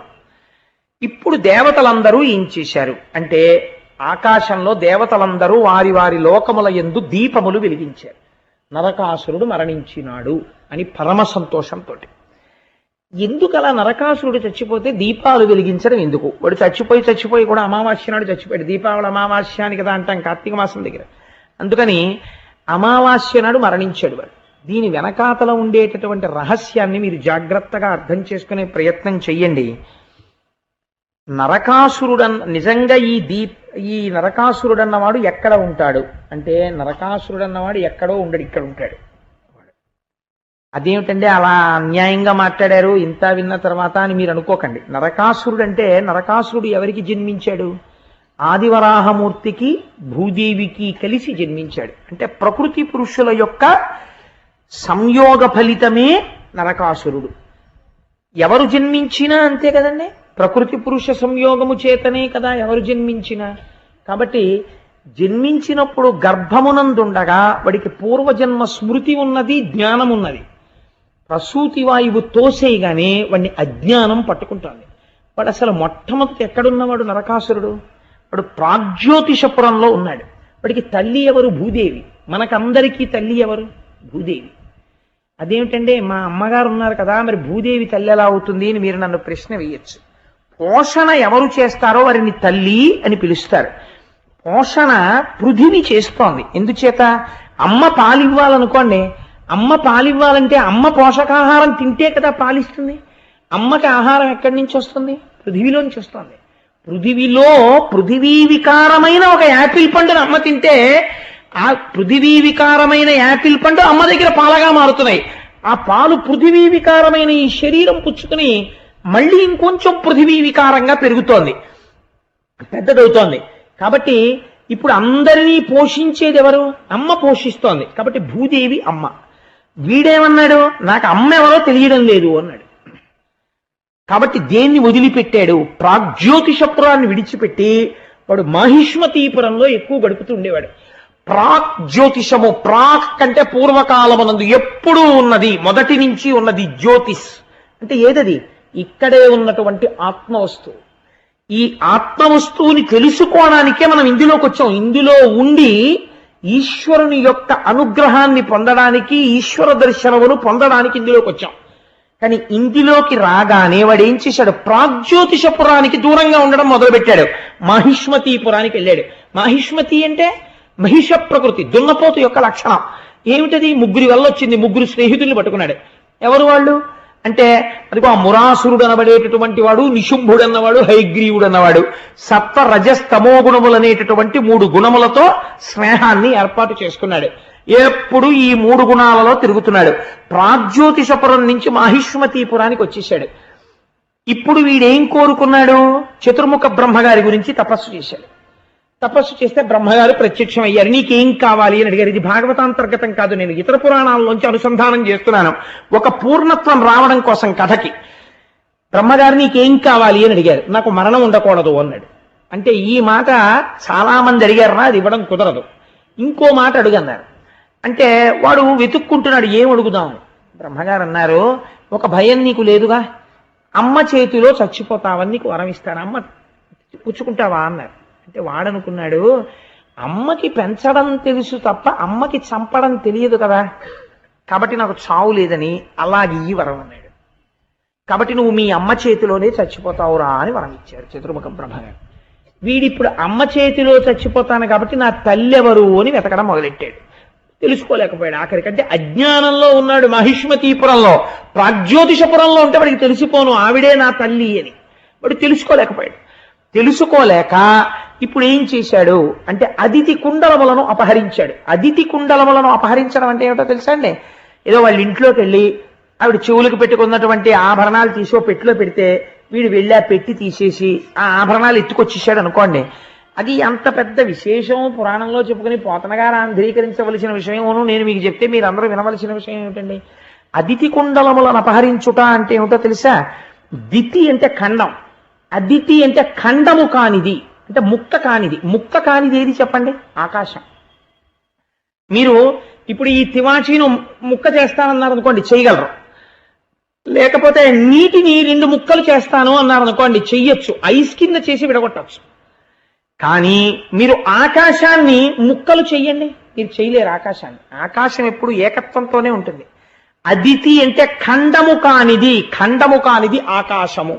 ఇప్పుడు ఈ ఆకాశానికి 2 కుండలాలు ఉన్నాయి ప్రకాశిస్తూ. ఏమిటవి? సూర్యుడు చంద్రుడు. ఈ సూర్యచంద్రులు ఇద్దరు గమనము, కదులుతుంటారు. సూర్యచంద్రులు కదిలితే ఏమవుతుంది? మన ఆయుర్దాయం తగ్గిపోతుంది.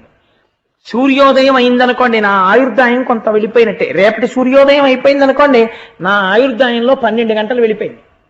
రేపు సూర్యాస్తమయం అయిందనుకోండి, నా ఆయుర్దాయంలో ఇంకో 12 గంటలు వెళ్ళిపోయింది. చంద్రోదయ చంద్రాస్తమయములు, సూర్యోదయ సూర్యాస్తమయాల్లో ఆయుర్దాయం వెళ్ళిపోతోంది. వీడేమంటున్నాడు? నేను ఆ కుండలములను దొంగిలించానన్నాడు. అంటే కాలము యొక్క ప్రసరణ నా మీద లేదన్నాడు. అంటే అజ్ఞానమునందున్నాడు, నాకు మరణము లేదన్నాడు. అది అదితి కుండలములను తస్కరించడం అంటే. కాబట్టి ఇప్పుడు ఏం చేశాడు? చతుర్దశీ కన్యని వివాహం చేసుకున్నాడు. ఎవరి చతుర్దశీ కన్య? త్వష్ట ప్రజాపతి యొక్క కూతురు. త్వష్ట అంటే ఎవరు? త్వష్ట అంటే తొలుచునది అని నిఘంటువులకు అర్థం. తొలిచేది ఏది? మాయ. మాయ అంటే ప్రకృతి. ప్రకృతి అంటే 14 భువనాలు. 14 భువనాలే చతుర్దశి. కాబట్టి చతుర్దశీ కన్యని వివాహం చేసుకున్నాడు. అంటే 14 భువనములు మాయకి చిక్కి ఈ భోగభాగ్యాలన్నీ శాశ్వతం అనుకున్నాడు. కాబట్టి ఇప్పుడు ఏమైంది?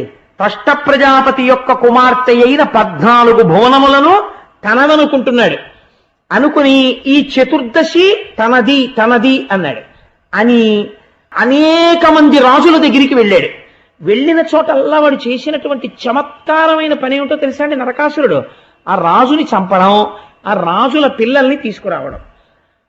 మీకు రావణాసురుడి ప్రకృతిలో వాడు కొంతమందిని చెరబట్టాడు, కొంతమందిని అనుభవించాడు. నరకాసురుడి యొక్క ప్రకృతి ఏమిటో తెలుసా అండి? వాడు ఏ స్త్రీని వాడు అనుభవించలేదు. 16,000 మంది కన్యల్ని తీసుకొచ్చి కారాగారంలో పెట్టాడు. నరకాసుర వధ అయిపోయిన తర్వాత కృష్ణ పరమాత్మ అంతఃపురంలోకి వెళ్ళాడు. ఈ 16,000 మంది కృష్ణుణ్ణి చూసి ఈయన్ని మనం భర్తగా పొందితే బాగుండును అనుకున్నారు. 4 దంతాల ఏనుగులు 2 దంతాల ఏనుగులు ఎక్కించి వీళ్ళందరినీ ఆయన ద్వారకా నగరానికి పంపించేసి ఇంద్రుడి దగ్గరికి వెళ్ళి వచ్చిన తర్వాత ఈ 16,000 మందికి 16,000 అంతఃపురాలు కట్టి 16,000 మందిని ఏకముహూర్తమునందు 16,000 రూపాలతో వివాహం చేసుకున్నాడు, ఒకే కృష్ణుడిగా కనపడుతూ. ఇప్పుడు ఎంతమంది భార్యలయ్యారు? ఇందాక 8, ఇప్పుడు 16,000. వీడు తెచ్చిన 16,000 ఎందుకు పనికొచ్చాయంటే కృష్ణుడికి పెళ్లాలు చేయడానికి పనికొచ్చాయి. అంతే కదండి. ఈ 16,000 మందిని వీడి జీవితం అంతా కలిపి తెచ్చి చెరసాలలో పెట్టాడు. 16,000 మందిని తీసుకొచ్చి చెరసాలలో పెట్టడము అంటే ఏమిటో తెలుసా అండి? ఈశ్వరుడు షోడశ కళా ప్రపూర్ణుడు. 16 కళలు ఉంటాయి. ఆ 16 కళలు ఏవని చెప్తారో తెలుసా? పృథివీ, ఆపస్, తేజో, వాయు, ఆకాశము, అన్నము, వీర్యము, మంత్రము, తపస్సు, మనస్సు, ప్రాణము, శ్రద్ధ, లోకము, నామము, కర్మ. ఈ 16ంటికి కలిపి 16 కళలని పేరు. ఈ 16గా ఈశ్వరుడు కనపడితే సకల అని పిలుస్తారు. ఈ 16 లేకుండా నిర్గుణుడుగా ఆత్మగా కనపడితే నిష్కళ అని పిలుస్తారు. ఇప్పుడు వీడేం చేశాడు? ఈ 16 ఈశ్వరుడు యొక్క కళలివి. పృథివీ మనం సృష్టించలేదు, వాయువు మనం సృష్టించలేదు, నీరు మనం సృష్టించలేదు. కానీ ఇవన్నీ నావి నావి అన్నాడు. చెరసాలలో బంధించాడు. నాకు మృత్యువు లేదు, ఇవన్నీ నావి అన్నాడు. ఇవన్నీ ఈశ్వరుడివి అనలేదు. 16 కళలని రకరకాలుగా నామనుకోవడమే 1000 అంటే అనంతమని పేరు సంస్కృతంలో. అందుకే ఎవరికి చెప్పినా 1000 నామాలే. విష్ణు సహస్రం, లలితా సహస్రం, లక్ష్మీ సహస్రం. ఎవరికన్నా సహస్రం మించి ఉండడం ఏంటి అంటే సహస్రం అని ఎందుకంటారంటే అనంతం. ఆ నామాలు ఇంకంతకన్నా చెప్పలేం. ఎన్ని నామాలు ఆయన నామాలే. సహస్రం అంటే 16,000 అయ్యాయి. అంటే ఎన్ని మాటలు నావి నావన్నాడో అన్ని మాటలు వాడివి కావు, ఈశ్వరుడివి. ఈ 16 కళలు 16,000 మంది కన్యలు వాళ్ళు ఎవరికి చెందినవారు? ఈ 16 మనవి కావు, ఈ 16 ఈశ్వరుడివి. రామకృష్ణ పరమహంసని ఒక శిష్యుడు అడిగాడు, భగవంతుడు ఎప్పుడైనా పకపక పకపక అని అవుతాడా అండి అని అడిగాడు. అడిగితే రామకృష్ణ పరమహంస అన్నారు, నవ్వకపోవడం ఏమిటి, ఆయనకి ఉదయం సబ్ రిజిస్ట్రార్ ఆఫీస్ తెలిసిన దగ్గర నుంచి రిజిస్ట్రార్ ఆఫీస్ క్లోజ్ చేసేసే వరకు ఆయనకి అదే పని నవ్వుతాడట.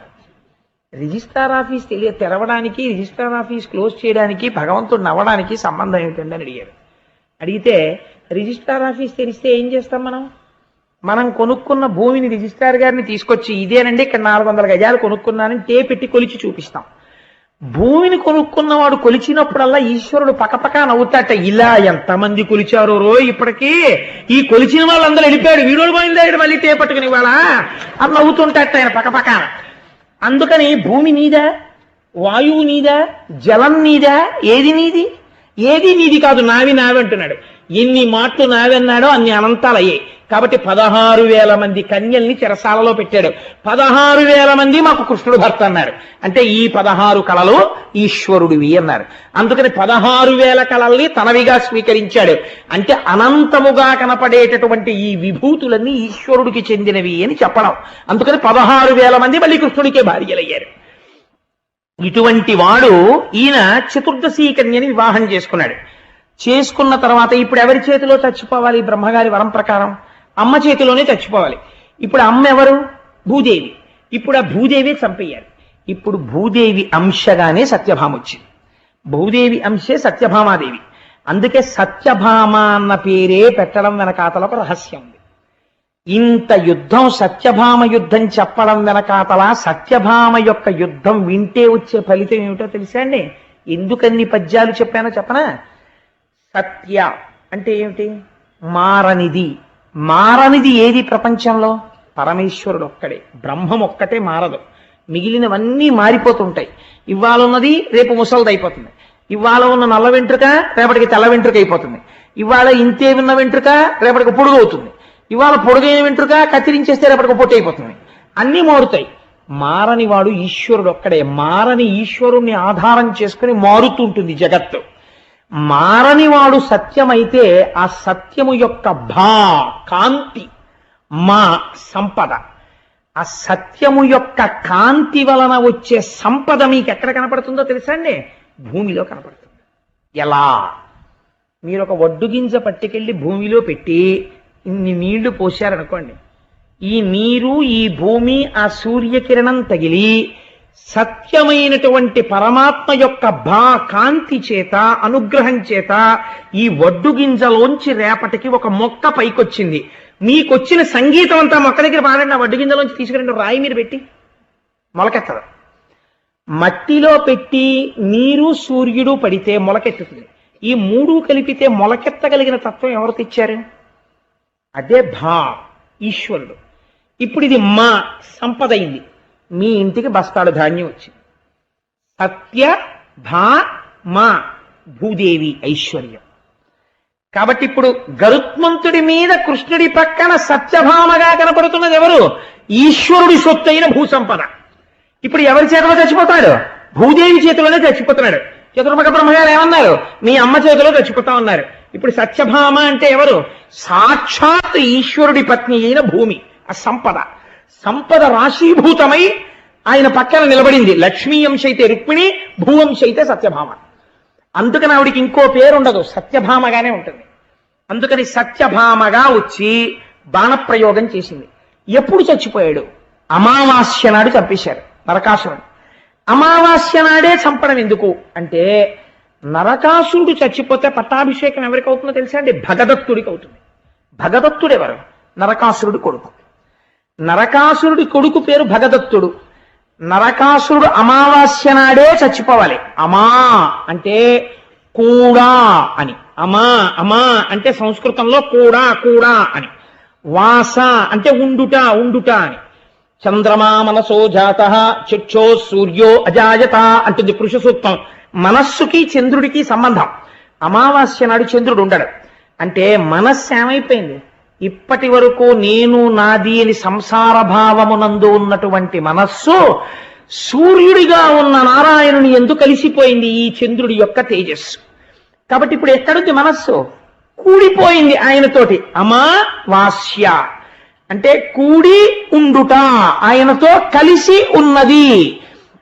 అంటే ఇప్పుడు పైన ఉన్నటువంటి అజ్ఞానమంతా కూడా నశించినది సత్యభామ యొక్క అనుగ్రహము చేత, ఆ భూదేవి యొక్క అనుగ్రహము చేత, ఆ బ్రహ్మ సంపద యొక్క అనుగ్రహము చేత, బ్రహ్మజ్ఞాన సంపద యొక్క అనుగ్రహము చేత. పోతే ఏది మిగిలిపోయింది? ఆత్మావై పుత్రనామాసి, కొడుకు భగదత్తుడు. భగ అంటే భగవన్లో భగ, షాడ్గుణ్యములు అంటే ఆత్మతత్వము తెలుసున్నవాడు మిగిలిపోయాడు. అమావాస్య ఈశ్వరుడు యందు మనస్సు లయమైపోయింది. ఇప్పుడు ఇది ఏ స్థితిని చూపిస్తోంది? మనం పుట్టిన తరువాత మనం దేన్ని పొందాలో చూపిస్తోంది. మనం పుట్టి ప్రాగ్జ్యోతిషంలో ఉండవలసిన వాళ్ళ మహిష్మతిలో పడిపోయి చతుర్దశిని పెళ్లి చేసుకుని ఊళ్ళో అన్ని తీసుకొచ్చి ఇంట్లో పెట్టి అన్ని నావి నావి నావి అని బతుకుతూ స్పష్ట ప్రజాపతి కూతుర్ని తెచ్చుకుని మాయలో పడి కొట్టుకుంటుంటే అమావాస్య నాడు భూదేవి సత్యభామగా వచ్చి మననైనా చిట్ట చివరికి ఎవరు కలుపుకోవాలి? భూదేవి కలుపుకోవాలి. అందుకని ఈ రహస్యం తెలిస్తే సత్యభామాదేవి యుద్ధాన్ని ఎవరు వింటున్నారో వారికి బ్రహ్మజ్ఞానము ఒక జన్మలోనైనా కలుగుతుంది, వాళ్ళకి అదృష్టం పడుతుంది. ఆ బ్రహ్మజ్ఞానం కలిగితే నరకుడు మరణిస్తాడు. అమావాస్య నాడు సూర్యనారాయణుడితో మనస్సు చేరిపోయింది, మనస్సు పోయింది, జ్ఞానం ఉండిపోయింది. ఆ జ్ఞానము చేత తాను పరబ్రహ్మం అయ్యాడు. ఈ శరీరం అన్న భ్రాంతి పోయింది, భగదత్తుడు ఉండిపోయాడు. భగదత్తుడికి పట్టాభిషేకం అయిపోయింది. ఖైదులో ఉన్న 16,000 మంది కృష్ణుడు భార్యలైపోయారు. అంటే ఇదంతా ఈశ్వర విభూతి అని తాను అంగీకరించి నమస్కరించి నిలబడిపోయాడు. ఇంతకన్నా గొప్ప పండగ ఏముంటుంది? ఆత్మతత్వం తెలియడం. అందుకని దేవతలు దివ్యలు వెలిగించారు. దీపావళి పెట్టండిరా దీపాలన్నారు, మోగించండిరా బాణసంచారం లేదు. దీపాలు పెట్టండి అన్నారు, దీపావళి దీపాలు వెలిగించండి, దీపాలు వెలిగించండి. ఆత్మజ్యోతి ప్రకాశించింది. మళ్ళీ ప్రాగ్జ్యోతిషపురమునకు పట్టాభిషిక్తుడయ్యాడు. కాబట్టి ఇది దివ్యమైన లీల. అందుకని సత్యభామ చేతిలోనే నరకాసురుడు మరణించాలి. శరీరం పోవడం అన్నది ఎప్పటికైనా భూమిలోకే వెళ్ళాలి తప్ప ఎవడి శరీరమైనా సరే, ఎంత గొప్ప శరీరమైనా సరే, ఏమంటే నాది ఇంత గొప్ప శరీరం కదా, మహా అయితే ఏమంటాడండి? మా పొలంలో సమాధి కట్టండి అంటాడు. వాడి పొలంలో అయితే మాత్రం మట్టిలోకి బోడే ఉంటుంది, వాడి పొలంలోకి పోతాడు. లేకపోతే ఇంకా విర్రుండిపోతే ఏమనాలి? మా ఇంటి వెనకాల నువ్వు కప్పెట్టేయండి అనాలి. అక్కడైతే మాత్రం ఏమైంది? మట్టిలోకే పోయాడు. ఎక్కడికి వెళ్ళినా ఎప్పటికైనా ఎందులోకి వెళ్ళిపోతావు? భూమిలోకే వెళ్ళిపోతావు. కాబట్టి తల్లి చేతిలో మరణము అంటే శాస్త్ర రహస్యమును తెలుసుకొనుట, శరీర స్థితిని తెలుసుకొనుట, ఆత్మతత్వమును తెలుసుకొనుట. దీంట్లోంచి వెలుగులు వచ్చాయి, అది దీపావళి. అందుకని దీపములు వెలిగించారు అని నరకాసుర వధ వెనక మన జన్మ వృత్తాంతాన్ని, మన ప్రస్థానాన్ని పెట్టి, అందుకని ప్రాగ్జ్యోతిషమని చెప్పి దీపావళి పండగ ఎప్పటికీ చేయవలసినదే, దీపములు వెలిగించండి అని పెద్దలు నిర్ణయించి, మన ఋషులు ఏం చేసినా వెర్రెక్కి పెచ్చెక్కి చెప్పరు. ఇంత ఆంతరమైన కథ ఉంది. వాడికి అర్థం కాదేమో పాపం, వాడికి ఎలాగైనా అందంగా చెప్పి వాడు వినేస్తే, తెలిసి విన్నాడో తెలియక విన్నాడో, విన్నంత మాత్రం చేత వాడికి ఫలితం వచ్చేయాలి. అందుకని కృష్ణుణ్ణి పక్కన కూర్చోబెట్టి సత్యభామ యుద్ధం చేస్తున్నట్టు చెప్తారు.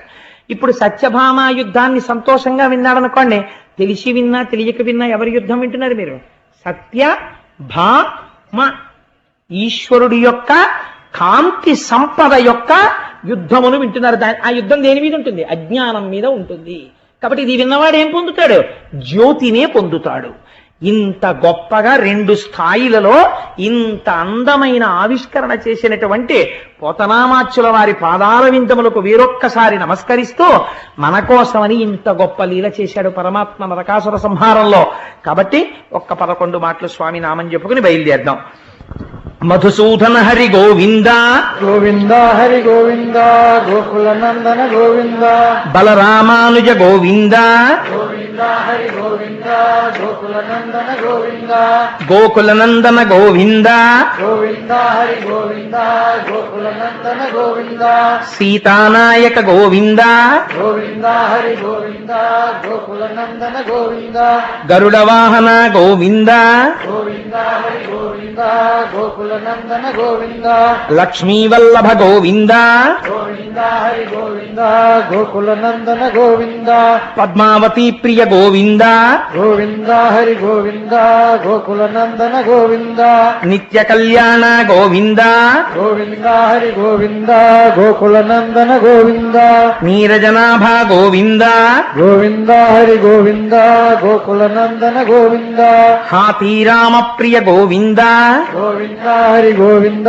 గోకులనందన గోవింద అపన్నివారణ గోవింద గోవింద హరి గోవింద గోకులనందన గోవింద శ్రీనివాస గోవింద గోవింద హరి గోవింద గోకులనందన గోవింద శ్రీ వెంకటేశ గోవింద గోవింద హరి గోవింద గోకులనందన గోవింద మంగళాశాసన పరై వదాచార్య పురోగమై సర్వైశ్చ పూర్వైరాచార్యై సత్కృతాయాస్తు మంగళం మంగళం కోసలేంద్రాయ మహనీయ గుణాత్మనే చక్రవర్తి తనూజాయ సర్వభౌమాయ మంగళం ఉమాకాంతాయ కాంతాయ కామితార్థప్రదాయినే శ్రీగిరీశాయ దేవాయ బలినాథాయ మంగళం కరచరణ కృతం వా కర్మ వాక్కాజం వా శ్రవణనైనజం వా మానసం వాపరాధం విహితం వా సర్వమేత్తక్షమస్వ శివ శివ కరుణాబ్ధే శ్రీ మహాదేవ శంభో విహితం వా సర్వమేత్తక్షమస్వ శివ శివ కరుణాబ్ధే శ్రీ మహాదేవ శంభో సర్వం శ్రీ ఉమామహేశ్వర పరబ్రహ్మార్పణమస్తు.